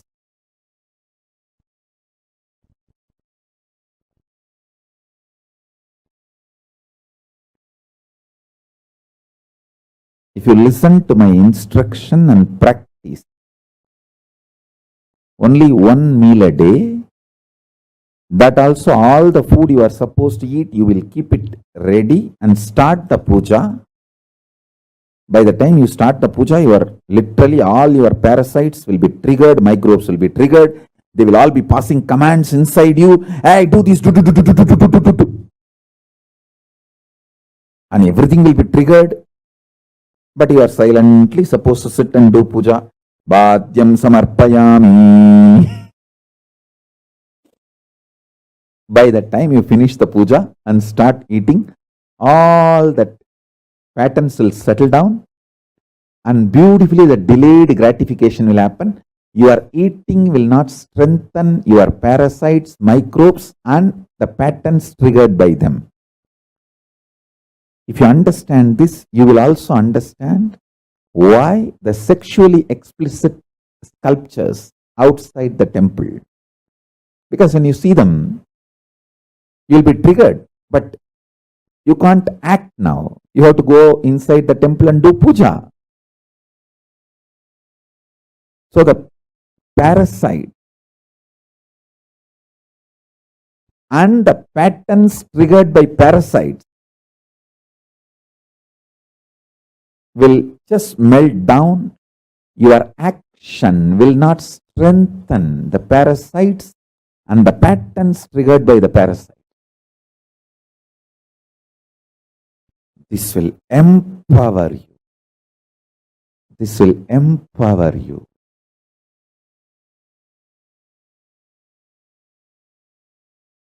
To be energetic, you don't need to eat whole day. What is eaten whole day is junk food. That is not the food for energy or health.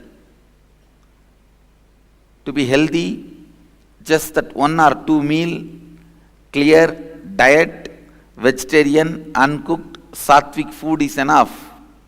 But the diet should be with a clear rule and regulation. Same way, to be enlightened, you don't even need to do whole day spiritual practices. Just the right cognitions, awaken the right cognitions inside and install them, invoke them. Please understand. Now the truths I am teaching, if you invoke them inside your being, they will be making peace inside you eternally. The deepermost part of the cosmic consciousness is peace. Sadashiva. You can experience that by this verse. Please understand. This verse can make you experience the deepermost part of the cosmos, the eternal peace, the Sadashiva. Only one thing. Sit with yourself. Cognize what all is perishable, inauthentic ambitions in you, what all imperishable, authentic, conscious manifestation in you. Don't be afraid. You may suddenly find there is nothing authentic in you. Everything is just perishable, inauthentic. Don't be afraid of that. Everything being inauthentic is not something wrong, but you living it without recognizing it is something wrong. So even if you recognize, everything you know inside you is inauthentic.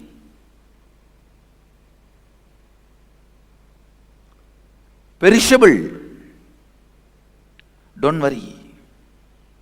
This recognition itself is enough. Then drop the whole thing.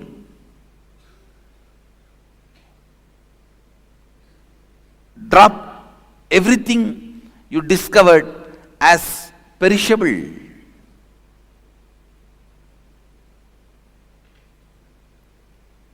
Inauthentic. Nothing wrong.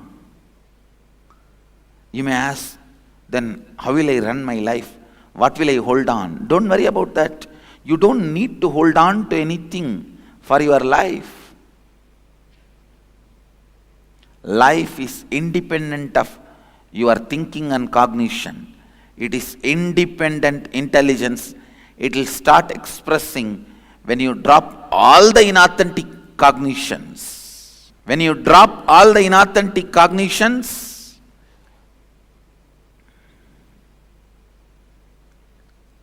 you will see automatically the imperishable starts expressing in your thinking, action, behavior, response, talking, walking, in every way.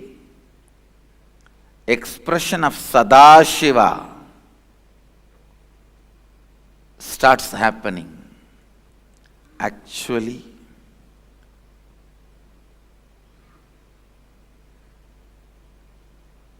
when you recognize all the inauthentic components of you, when you cognize all the inauthentic components of you, they will melt down and the authentic, imperishable will start manifesting. That manifestation is what I call living enlightenment, living Advaita, Shivoham. The cause of manifestation, Sambhavat, is Shambhava. The cause of happening is happening means manifestation means Shambhavat. The source of happening, the cause of happening is Shambhava.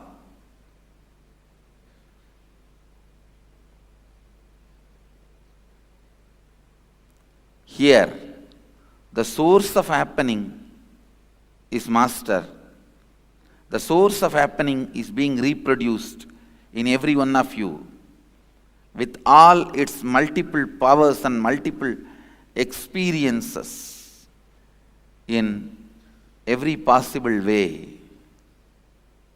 Sambhudim cha vinasham cha yastat vedo bhayagum saha vinashena mrityum tirtva sambhudyat mritamashnute.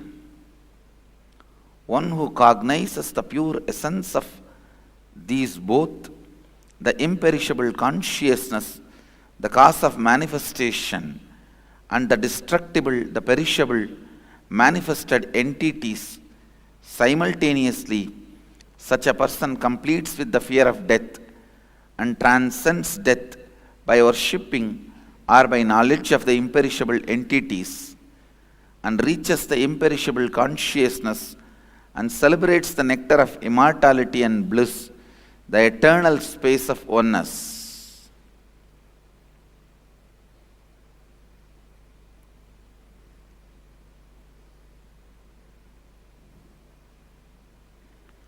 Celebrate the imperishable. Celebrate the eternal.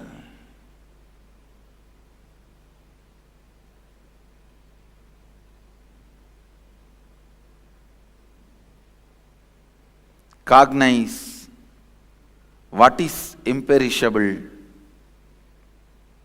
and what is perishable, what is destructible, what is indestructible.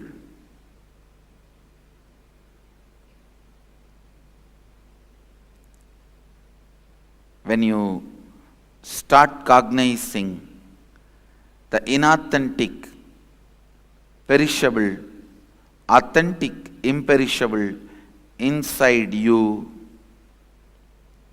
you complete with the fear of death and transcend death, then no more death for you.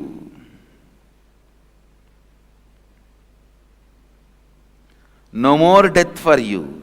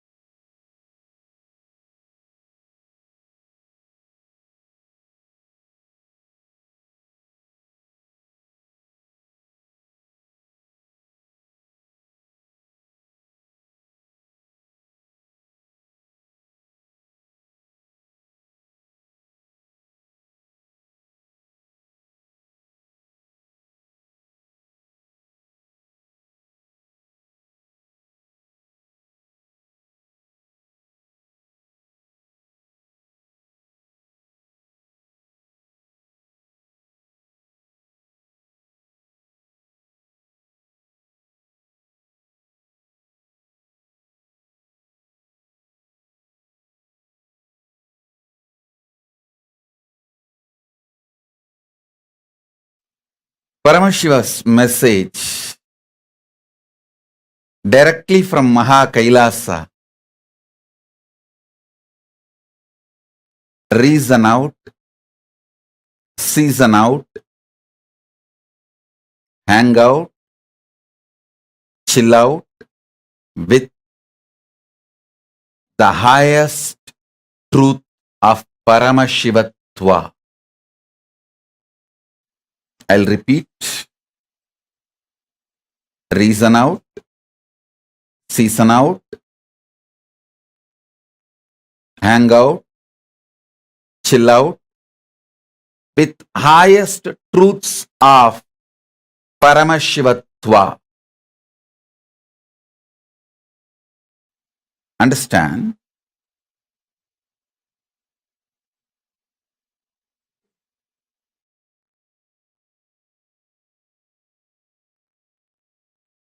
Truths of Paramashivatva. All the constitutional rights given to each soul by the cosmos is the highest truths of Paramashivatva. See, like each country guarantees some rights by their constitution to their citizens, cosmos guarantees certain rights to all the beings, especially to human beings. So understand,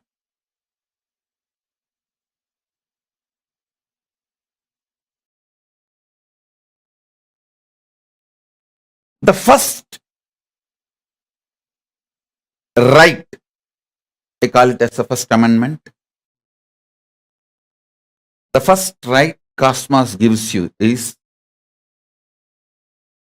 to think, feel, experience, and live as Paramashiva, and to be treated by everyone around you, everything around you as Paramashiva. Listen, not only you have the right to think, feel, exist, experience, live as Paramashiva, you have the right, everything around you, not only human beings, even the nature around you,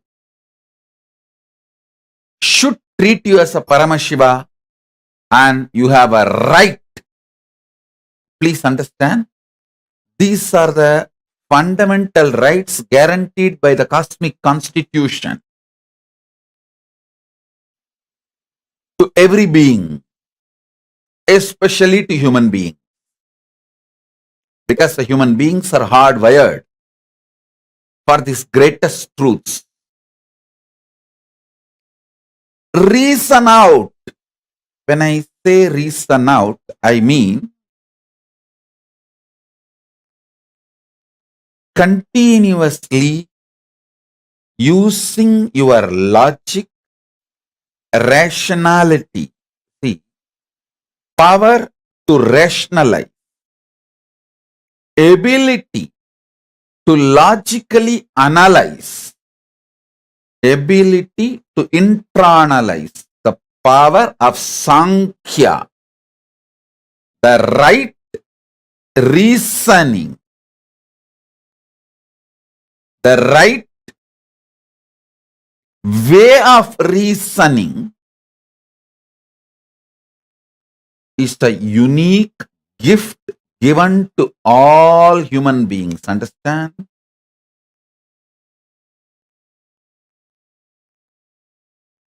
Just like two hands, two eyes, two ears, Paramashiva has given us a unique power called ability to rationalize, ability to logically come to a conclusion.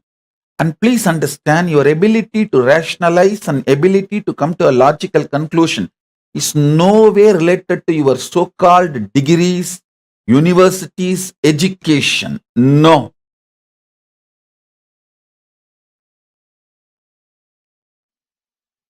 Ability to logically come to conclusion, ability to rationalize comes through involvement. It is simple involvement. Please understand. If you develop the ability to rationalize, logically come to conclusion, reason out, through involvement, that becomes a powerful tool for your pratyaksha pramana.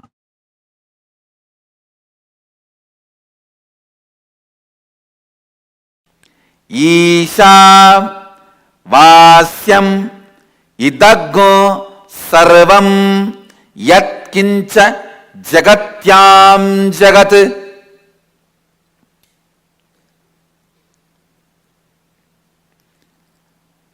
Whatever you perceive as changeful inside and outside you, even when you perceive as changeful inside and outside you, it is God consciousness which is beyond any change. Listen. The different levels of understanding.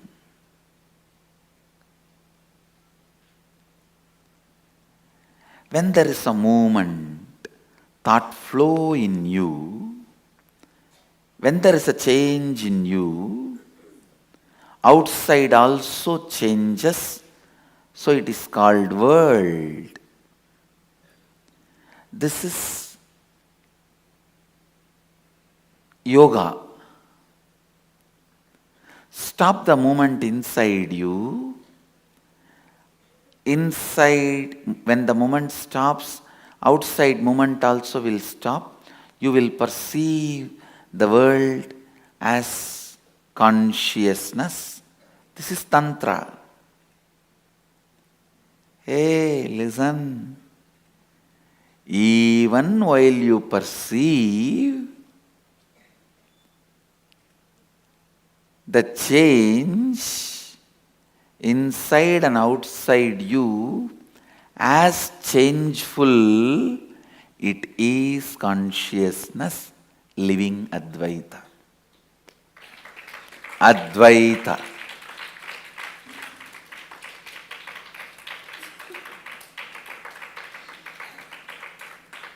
Listen. Your logic functions continuously in the form of thought, dividing to come to conclusion.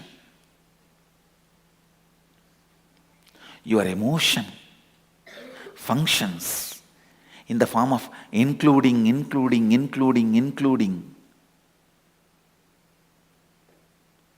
to reach completion.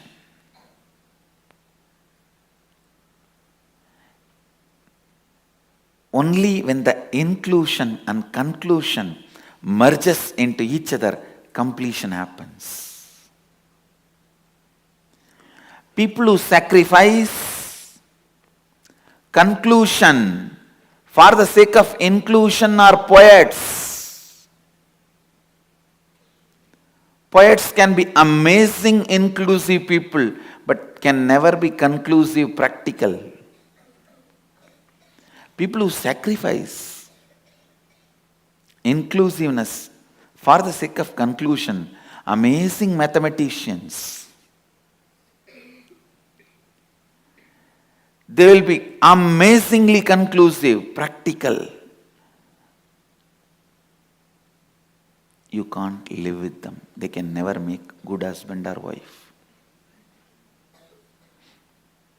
They can be amazingly conclusive,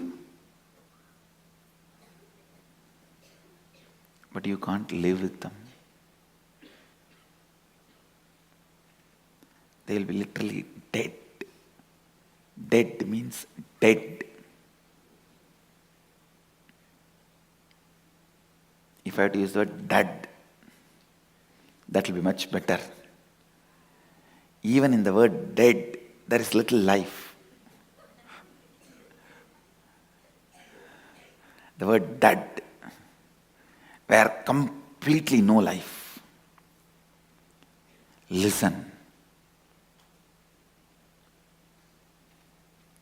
The best statement ever made.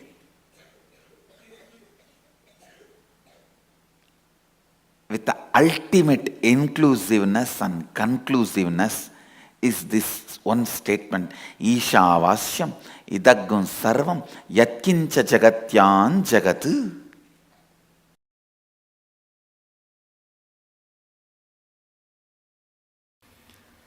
The signs need to make sense to our inner space. That is what is logical understanding. Then internalizing. Then coming to conclusion. When it becomes conclusion, it starts happening in us. So, I was wondering how I am going to present this science logically, because it is so such subtle, powerful thought current. Words which always make sense in you, either this or that.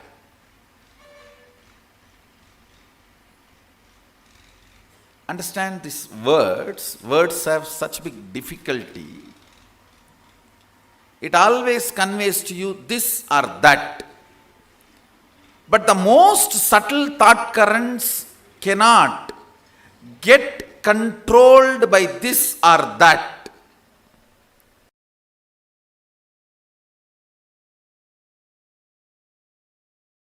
Listen to this carefully. Listen to this carefully.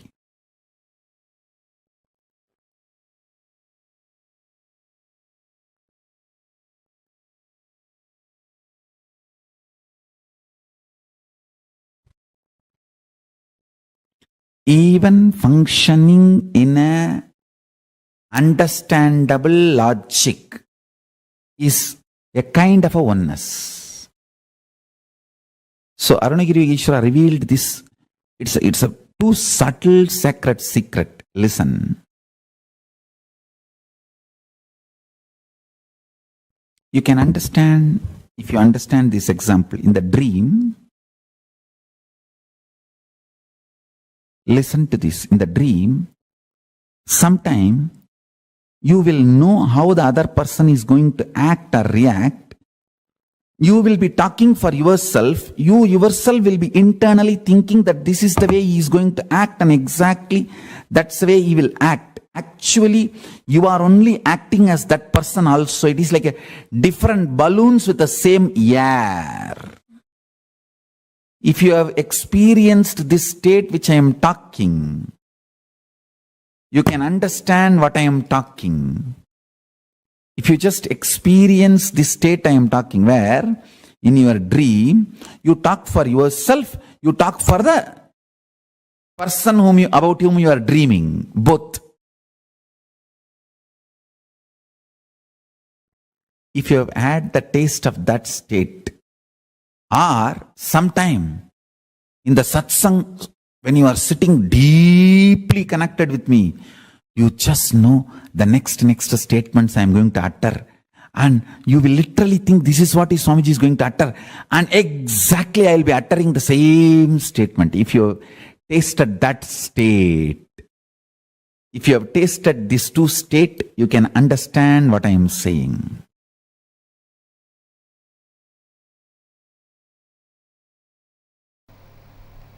Isavasya Upanishad gave all the conclusions. Ishavasyam idam sarvam yatkincha jagatyan jagat tena tyaktena bunjita makridam kasya sviddanam. All conclusions.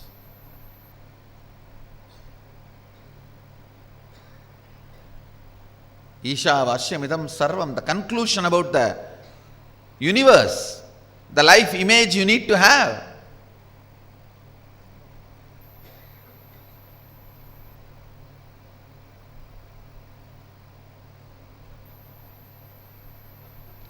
Ishavashyamidam sarvam yatkincha jagatyan jagat tena tyaktena vanjitama kritak kasya sviddanam. Means the second statement is the conclusion, the relationship you need to have with the universe. Everything is part of you, be part of it.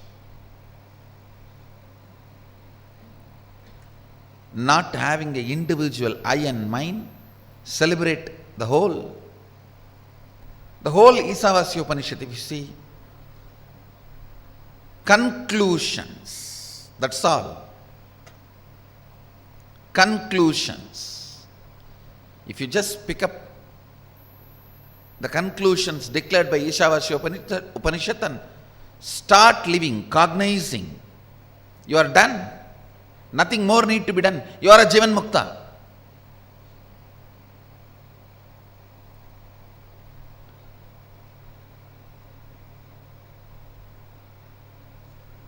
But you don't do it with that simplicity, in that simple way. You ask for a method. How?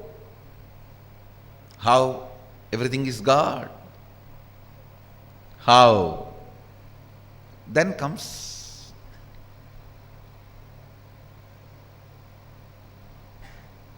the answer from Upanishad.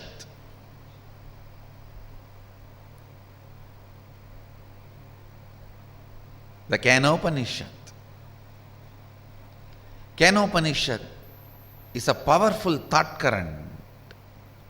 I should say thought currents, because few more are presented in this. Powerful thought currents. The first thought current presented in Kenopanishad is seeking. Keneshitam patati preshitam manakena prana pratama praiti yuktaha keneshitam vachamimam vadanti chakshushrotram kavu Devo Yunakti.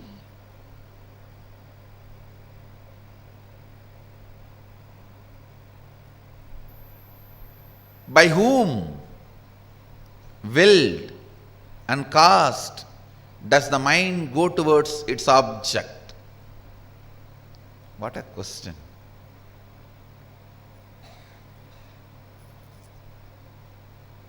Just by the strength of the question, you know the person who is in front of you is a seeker or poker.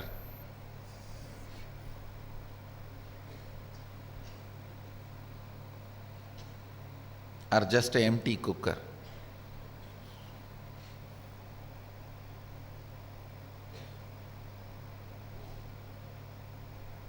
By whom? Keneshitam patati preshitam manakena prana pratama praiti yuktaha. By whom, willed and caused, does the mind go towards its object? By whom, directed and united with which, does the first vital life energy, the chief cause, comes forth towards its activities? At whose will does the speech gets activated and speaks? Enlivened and directed by what luminous divine power? Indeed, do the eyes and ears engage in their functions? Understand?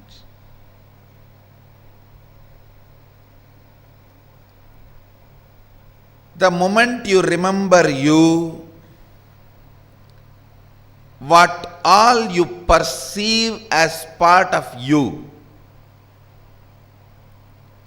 start questioning them. Start questioning them. Questioning, putting questions. about those basic things. Putting questions about those basic things is seeking. Don't assume anything. Understand? The more and more you assume, more and more it shows your ignorance. People who answer for their questions are fools. People who understand when I question their answers are the most intelligent beings. Understand, I do two things when people come with question. Sometime I give answers to their questions, sometime I question their answers. When you put a question, you have certain answers in that question. You have certain conclusions. Based on those conclusions, you put the question. I question those conclusions. I question those answers you have.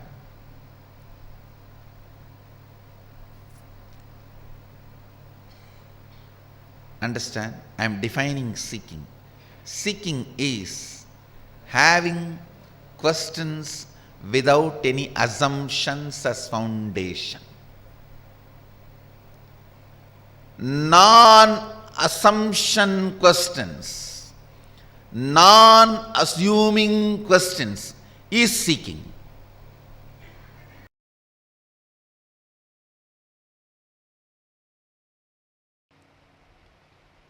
Seeking is the love letter from your beloved who is living in your heart forever.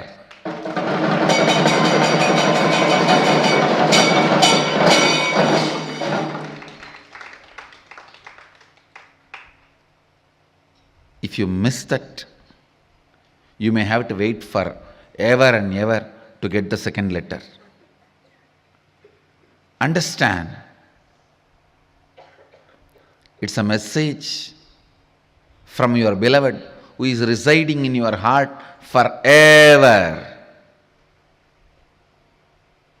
Anything can be lost, not seeking. Body can be lost, you can have immediately another one, because tons are there in the planet Earth. Billions of bodies are there. Mind can be lost, immediately you can make another one. Understand,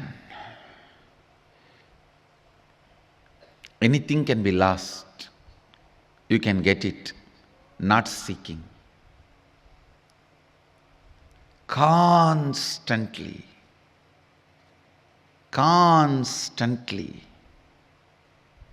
keeping your inner quest alive, keeping the basic questions alive till they become experiential answers, not intellectual, experiential answers. What am I doing? Every day, what am I doing? What I am doing, is it exactly moving me, pushing me towards where I am supposed to reach? What am I doing? Where am I going? What am I doing? Where am I heading?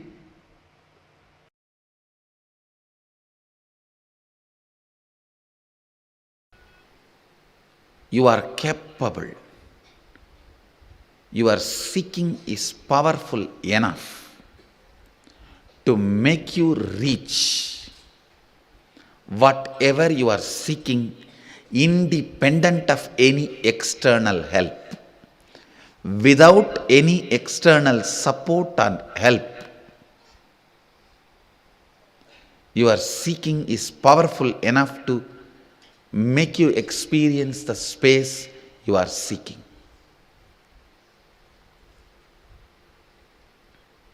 Meditate on this. Just meditate on this one truth. If this one truth clicks with you, that is enough. I can guide you into this 400 powers of Mahadeva. What 400 powers of Mahadeva? I can guide you guys into Mahadeva himself.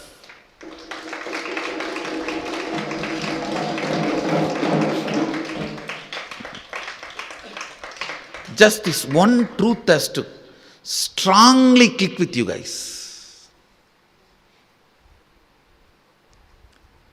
Your seeking is capable enough of making you experience the space you are seeking without any external help, assistance, or input, by just its own intelligence.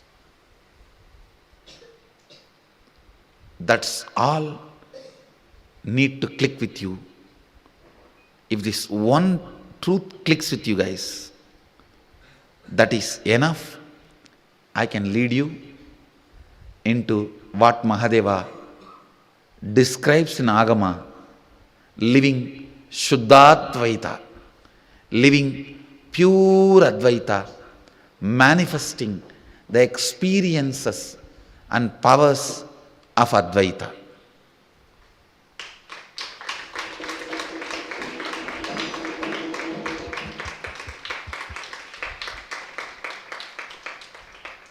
Manifesting experiences and powers of Advaita. Understand, be informed. I am very seriously manifesting all these powers, very sincerely manifesting for the sake of training this first batch of Balasans. So I am opening the shop, which is free. It is now your decision to seek is going to make you experience all this. Listen, I am opening it. Now your decision to seek will make you experience it. That is why I am saying, meditate on this one truth. Tonight when you go and lie down, see, I will describe seeking in a much more practical sense. It can start in as simple as when you look at the sky, what is there? So much. Beyond all this, what is there? It can start even with that simple question.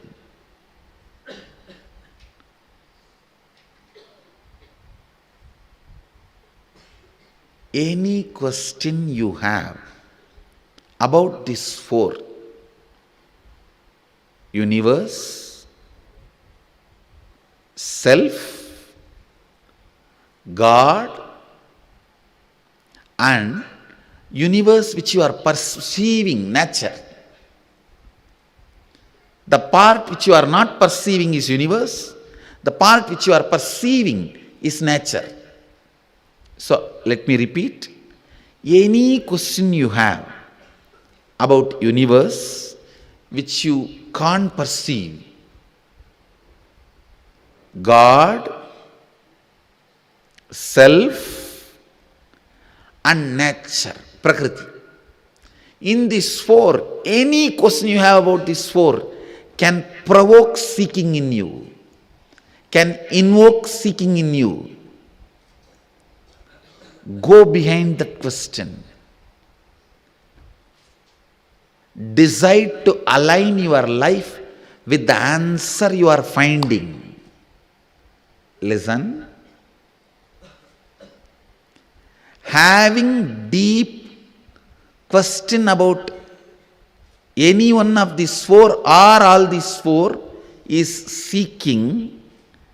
Deciding to go behind the answer is courage. Deciding to align your life to this answer by renouncing unnecessary things is vairagya. Understand? Having questions about these four is seeking. Deciding to go behind the questions is courage. Deciding to leave all the other unnecessary things behind and align your life to the answers you will discover is vairagya.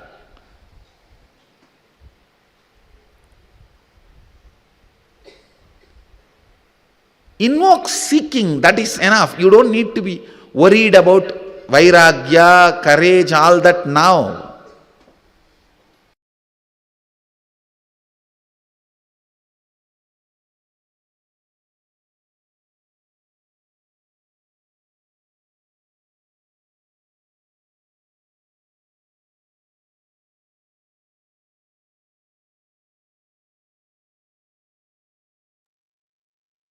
Swamiji so beautifully revealed this truth to us. Understanding about how we are Paramashiva. Whether you are deluded,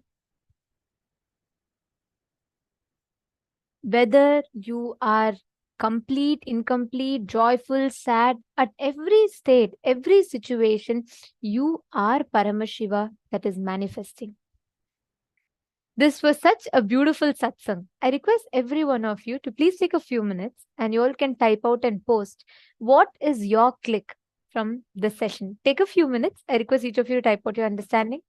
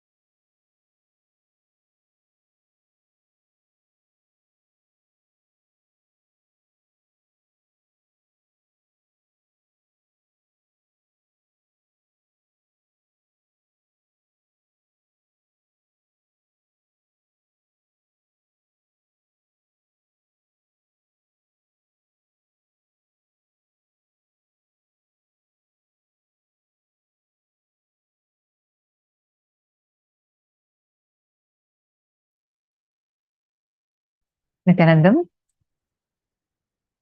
we had a series of powerful cognitions and revelations. I request each of you to post here, all the participants that are here with us. What is the click that you had when Swamiji revealed about, like, because this cognitions that we learned now and what we learned yesterday, all of these together are so important for us to be prepared with, especially for today's darshan and the session. Swamiji is going to be initiating and blessing all of us with very powerful cognitions, like how Swamiji explained to us from a scene from the Interstellar movie. Swamiji took that as an example and explained to us in a very powerful way. Any word we put to it would actually, like, it's not going to do justice to what Swamiji had revealed. How our own path, like Swamiji said, he is talking to his deluded part, which is us, and our future enlightened part is Swamiji. Actually, this is clicking in multiple levels, right? I request you all to take a few minutes and please post what are the clicks you are getting when Swamiji gave the example of how Cooper gives Murph his watch from the inside of the Tesseract, just the fifth dimension. And he sends a message using Morse code through that watch, like how the clicking of the second's hand in Murph's watch. And that's exactly, he's actually transmitting the quantum data that can potentially save humanity. Swamiji said, like that, he is having his Atmalinga, and our Atmalinga is that watch that, like how Cooper is giving to his daughter Murph. Like that, Swamiji has blessed us all with our Atmalingas, which is directly connected to Swamiji's Atmalinga. And Swamiji is sending that Morse code to awaken us, awaken all of us to the reality that we are Paramashiva. From Swamiji's Atmalinga, Swamiji sent like such an extraordinary initiation. We all had it. So I think that is like a breakthrough to the Chit-Jada Granthi Vedana process itself.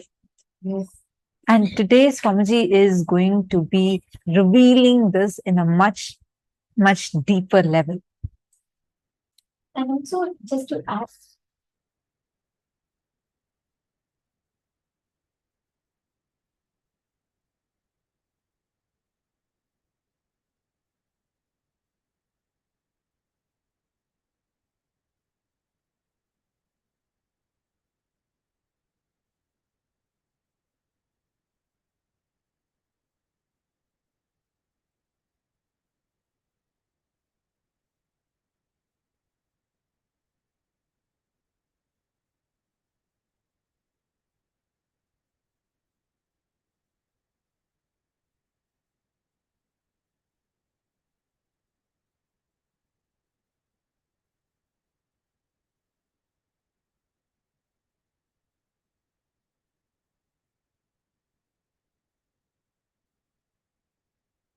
exactly.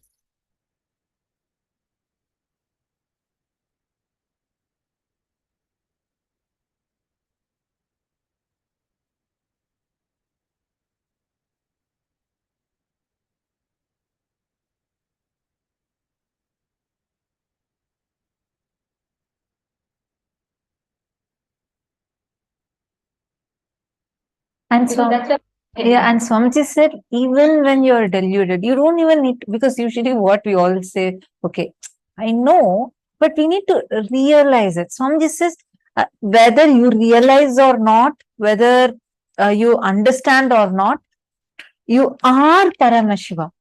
There's, whether, even when you're deluded, even when you don't have it as a powerful cognition, you are Paramashiva.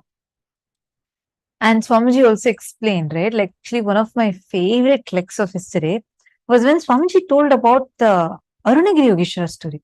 Like, because that clicked with me in multiple levels. If we watch the Interstellar movie, to how Swamiji was explaining that yesterday. And if we see, Swamiji explained so beautifully about how Swamiji is our future self coming like through that tesseract, which is actually Mahaganapati's trunk.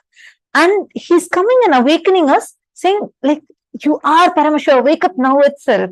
Swamiji said he's talking to his deluded past part, which is us. And Swamiji gave the same example as what Arunagiri Yogeshwara did to Swamiji. And Swamiji said, fine, like when Swamiji had that, Swamiji in that Arunagiri Yogeshwara unclutching initiation video, so beautifully Swamiji narrates an Arunagiri Yogeshwara story, right? Towards the end, Swamiji will say how Swamiji realizes that oneness. So even at that time, throughout, before, during, and after, Swamiji is one with Paramashiva, meaning we are also one with Swamiji. Each one of us are one with Swamiji. Even now, whether we cognize it or not, we all are one. And we don't even need to go through any self-doubt or self-hatred, self-denial. None of those we need to even go through, because we already know and have a strong assurance that he is our future self. So even now, if we fall into some pattern, even if we think, oh God, I'm struggling with this pattern, I can't break this pattern, you can be very sure your future enlightened part has already broken it. And that enlightened future part is only trying through various ways, like how in that movie, I hope, how many of you watched that Interstellar movie after Swamiji told yesterday? Please take a moment and post it in the chat. Like how they show, right? They keep saying that that someone is trying to help him to understand that he is like the messenger. Cooper is the messenger to save the entire humanity, and Murph is going to be that savior. This whole part, like when Swamiji was revealing yesterday, I had such a strong click.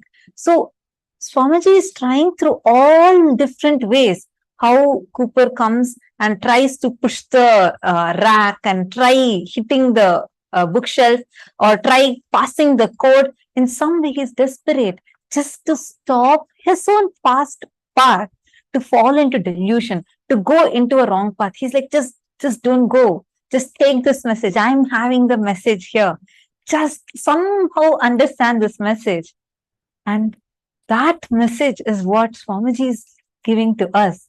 Like some way, every day, whether it is the lifestyle Swamiji is giving to us, without missing a single day, no matter what, coming again and again and again, literally awakening us through initiations, through powerful cognitions, and giving us individual darshans, answering our prayers, giving boons, and attending to each one of us, both physically, spiritually, cosmically, in all levels, and making sure that somehow he is like Swamiji said yesterday, like Swamiji is screaming, literally saying that you are Paramashiva.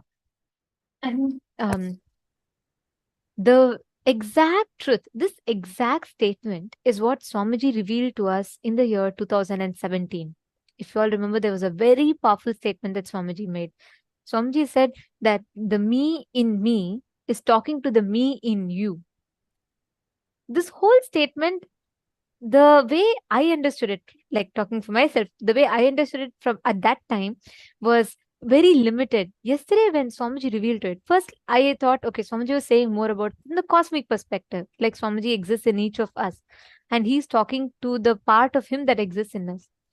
But now, with this revelation, it was a complete new perspective, the way Swamiji explained about how in the time matrix, Swamiji has given each of us the assurance yesterday that he is our future self. So that's a fact that all of us, just from that moment, from the moment that Swamiji revealed that, we all should just celebrate that one fact.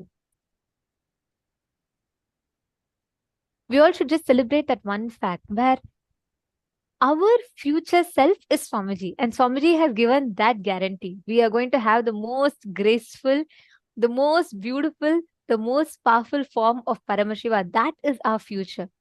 And from that future self is talking to all of us who are in the present, which is a deluded past self of Swamiji. And like Swamiji said, he is literally reaching out to us and telling, hey, this is your future. You are Paramashiva. That was the whole revelation. And the way I clicked with it yesterday was so beautiful. Can I request all the participants to post? What did you click with? What did you resonate with the most? Yesterday, when you listened to this revelation, what was a part that you really clicked with and you were like, oh my God, this is completely mind-blowing?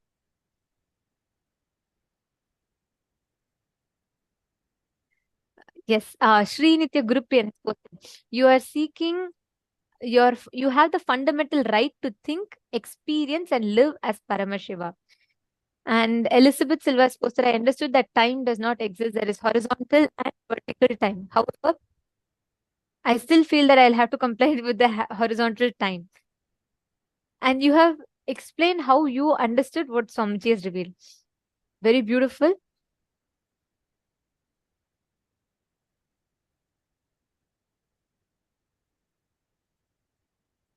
Come on, all the others, Ma Vinuta Nagaraj and all the other participants, can I request every one of you to please take a few minutes and post what you understood from yesterday's session. What was the part that you really clicked with?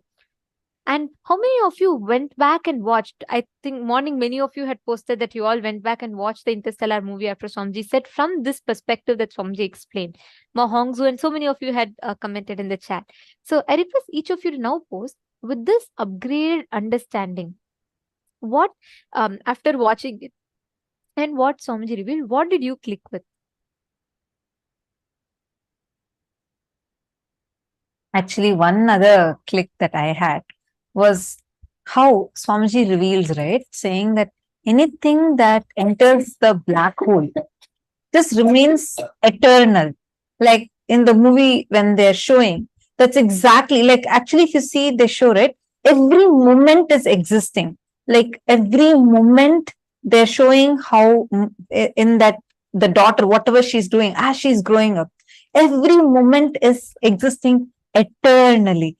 And our own future self means, it's like how in so many levels, it's like Swamiji is not just, see, when we say, okay, all of us are connected or we are Paramashiva, we need to realize it still feels little distant.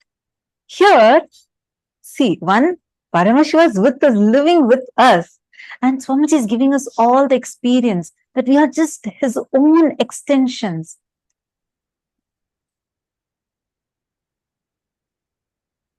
Mahedishlaka has posted your future enlightened part, which is me talking to my past deluded part, which is you. So I am talking to me, you are listening to you. Yes, that's what Swamiji said, right? What did you understand by it? Can I request each one of you, take a moment and please post what are the clicks you had.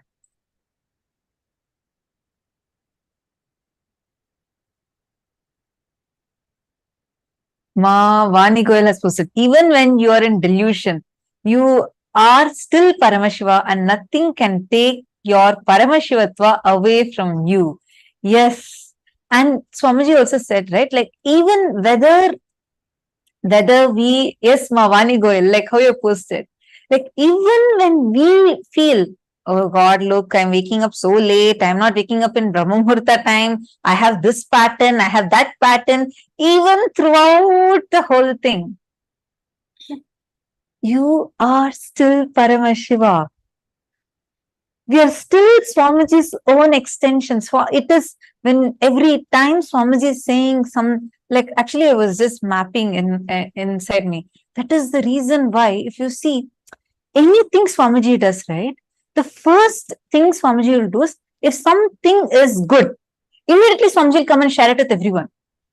The moment Swamiji got jatas, Swamiji made sure that all of us are also having jatas. When Swamiji has kandi, Swamiji will make sure every single one of us around Swamiji are having kandis.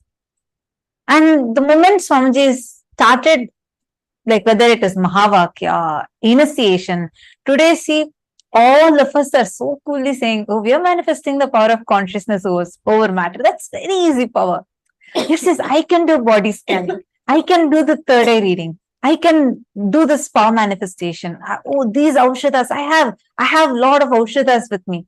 Each one of us are having the ability, possibility to be able to say these statements sitting at the comfort of our own homes, because our future enlightened part is through all ways. Swamiji is just making us realize, hey, you're my own extension. You're me. And Swamiji is awakening us. Even this statement, when I say, right, Swamiji is awakening us to our higher possibility, I still feel like, okay, there might be a certain distance. Like even now, we are trying to separate ourselves from that truth. But if you see, like what kind of things Swamiji is doing continuously for us, I'm clicking with, seeing how Swamiji is only trying to send us all that Morse code, trying to say every moment, it's like a message. Swamiji is continuously sending it to us through different ways, just to make us realize that we are Swamiji's own extension. Ma Vallini Subbaya has posted, he is me, I am him. Ma Sonia Rao, we are Paramashivam. And Ma Sonia Rao has posted, I'll rewatch it soon. We all need to watch it at least a few times for us to be able to even grasp it, right? I mean, the moment we start even trying to chew it, it just gives a much deeper click again and again and again. Actually, just by cognizing these truths in our inner space will expand. Even when you read it, even when you listen to it, the whole inner space will just expand. Is it not? I am seeing one of the participants have posted.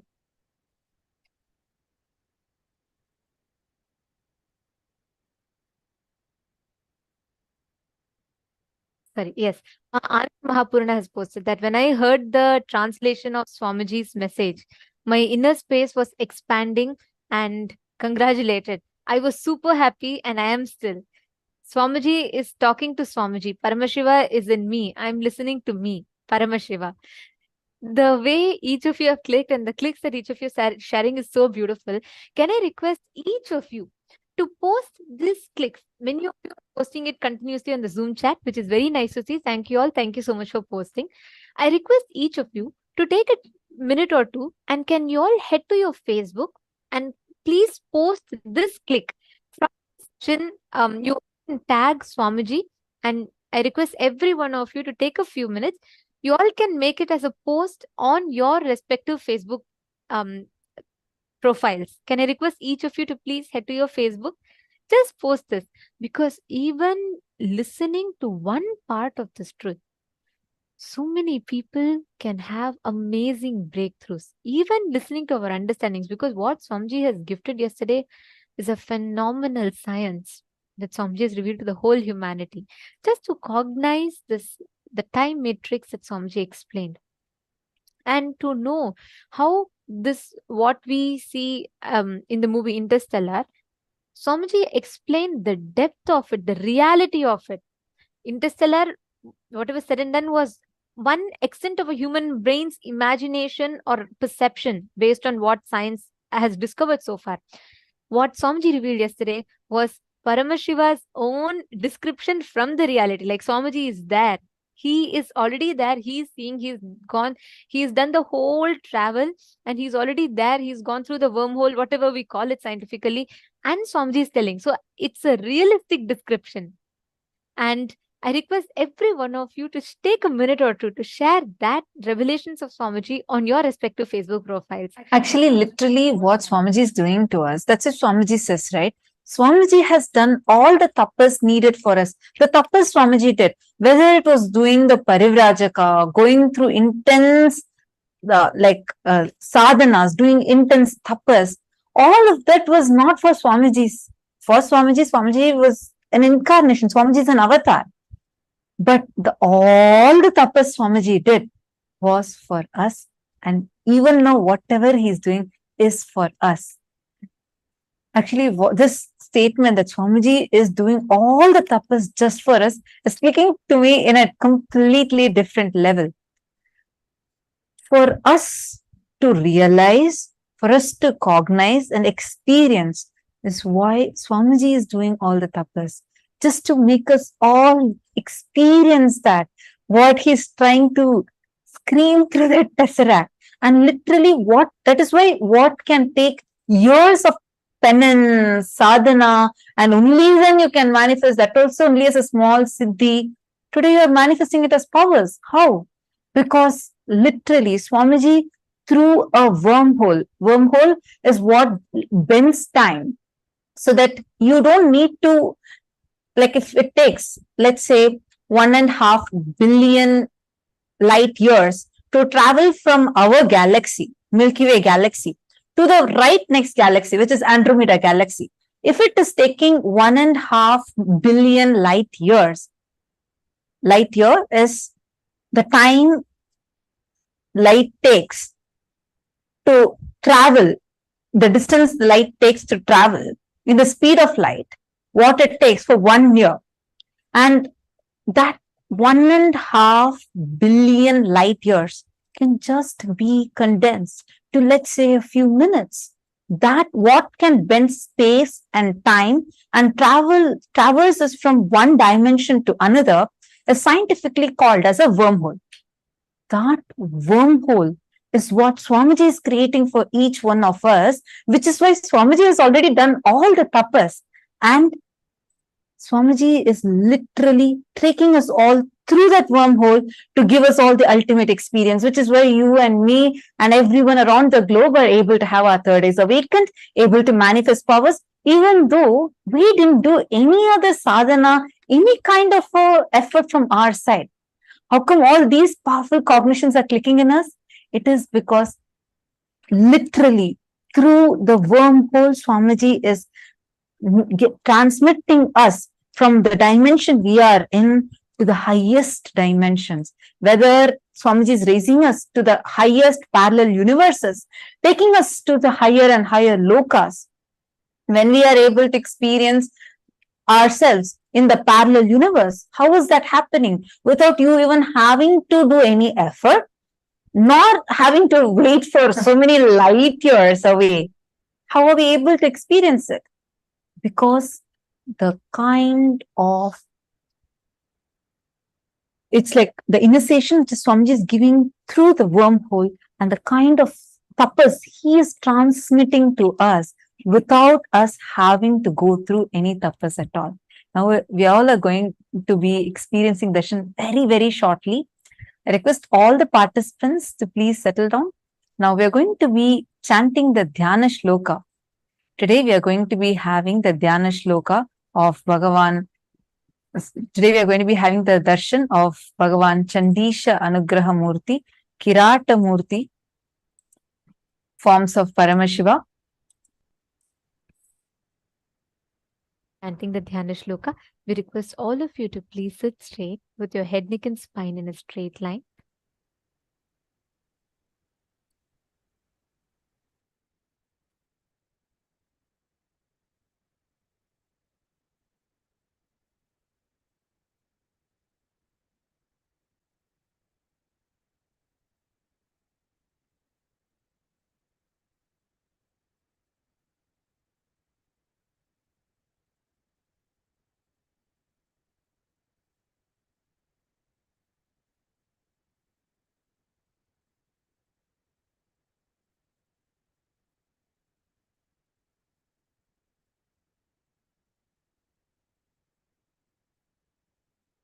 चण्डेशं पीतवर्णं युगकरसहितं दक्षहस्ते च टङ्कम् वामे कृष्णं दधानं वरसहितं Parvati वामभागम् चण्डेशं स्योत्तमङ्गे प्रतिनिहितिकरं दक्षभागे त्रिनेत्रम् सर्वालङ्कारयुक्तं शशिशकलधरं गङ्गाया युक्तमेडे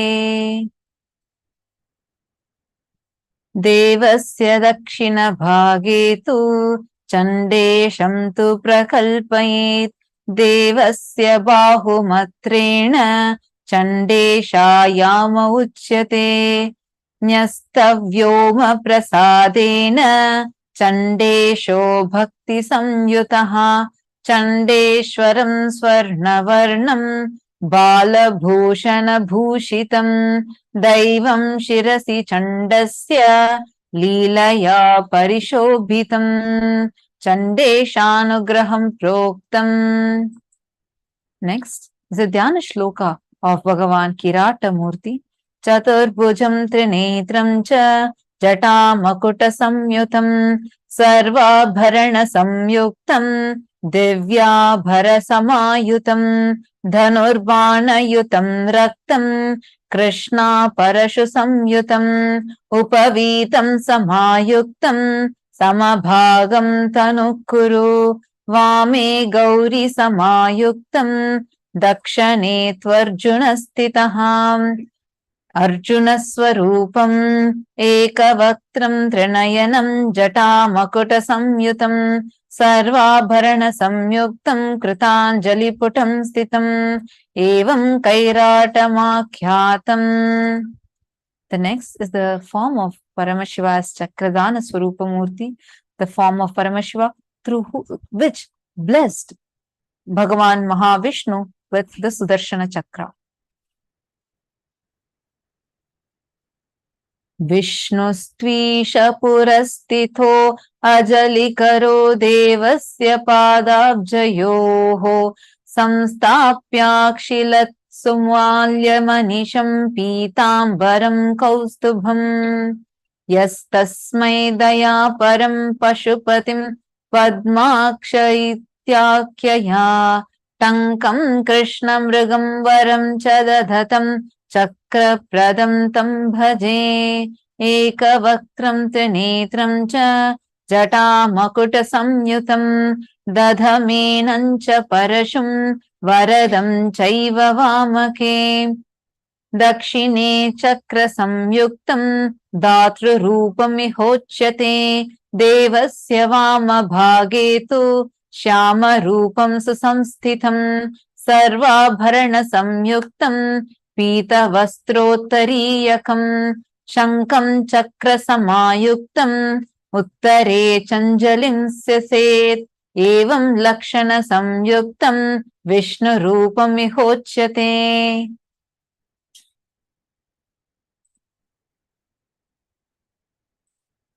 All these forms of Paramashiva are the forms that have blessed and showered the devotees.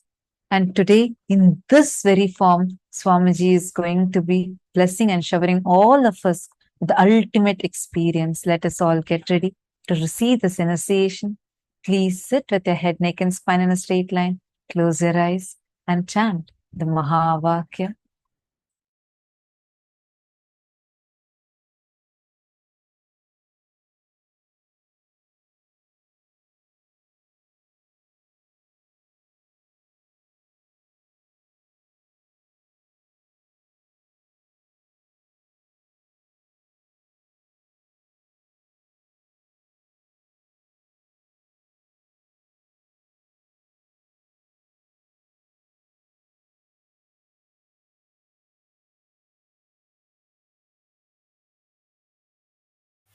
Let us all now move from meditation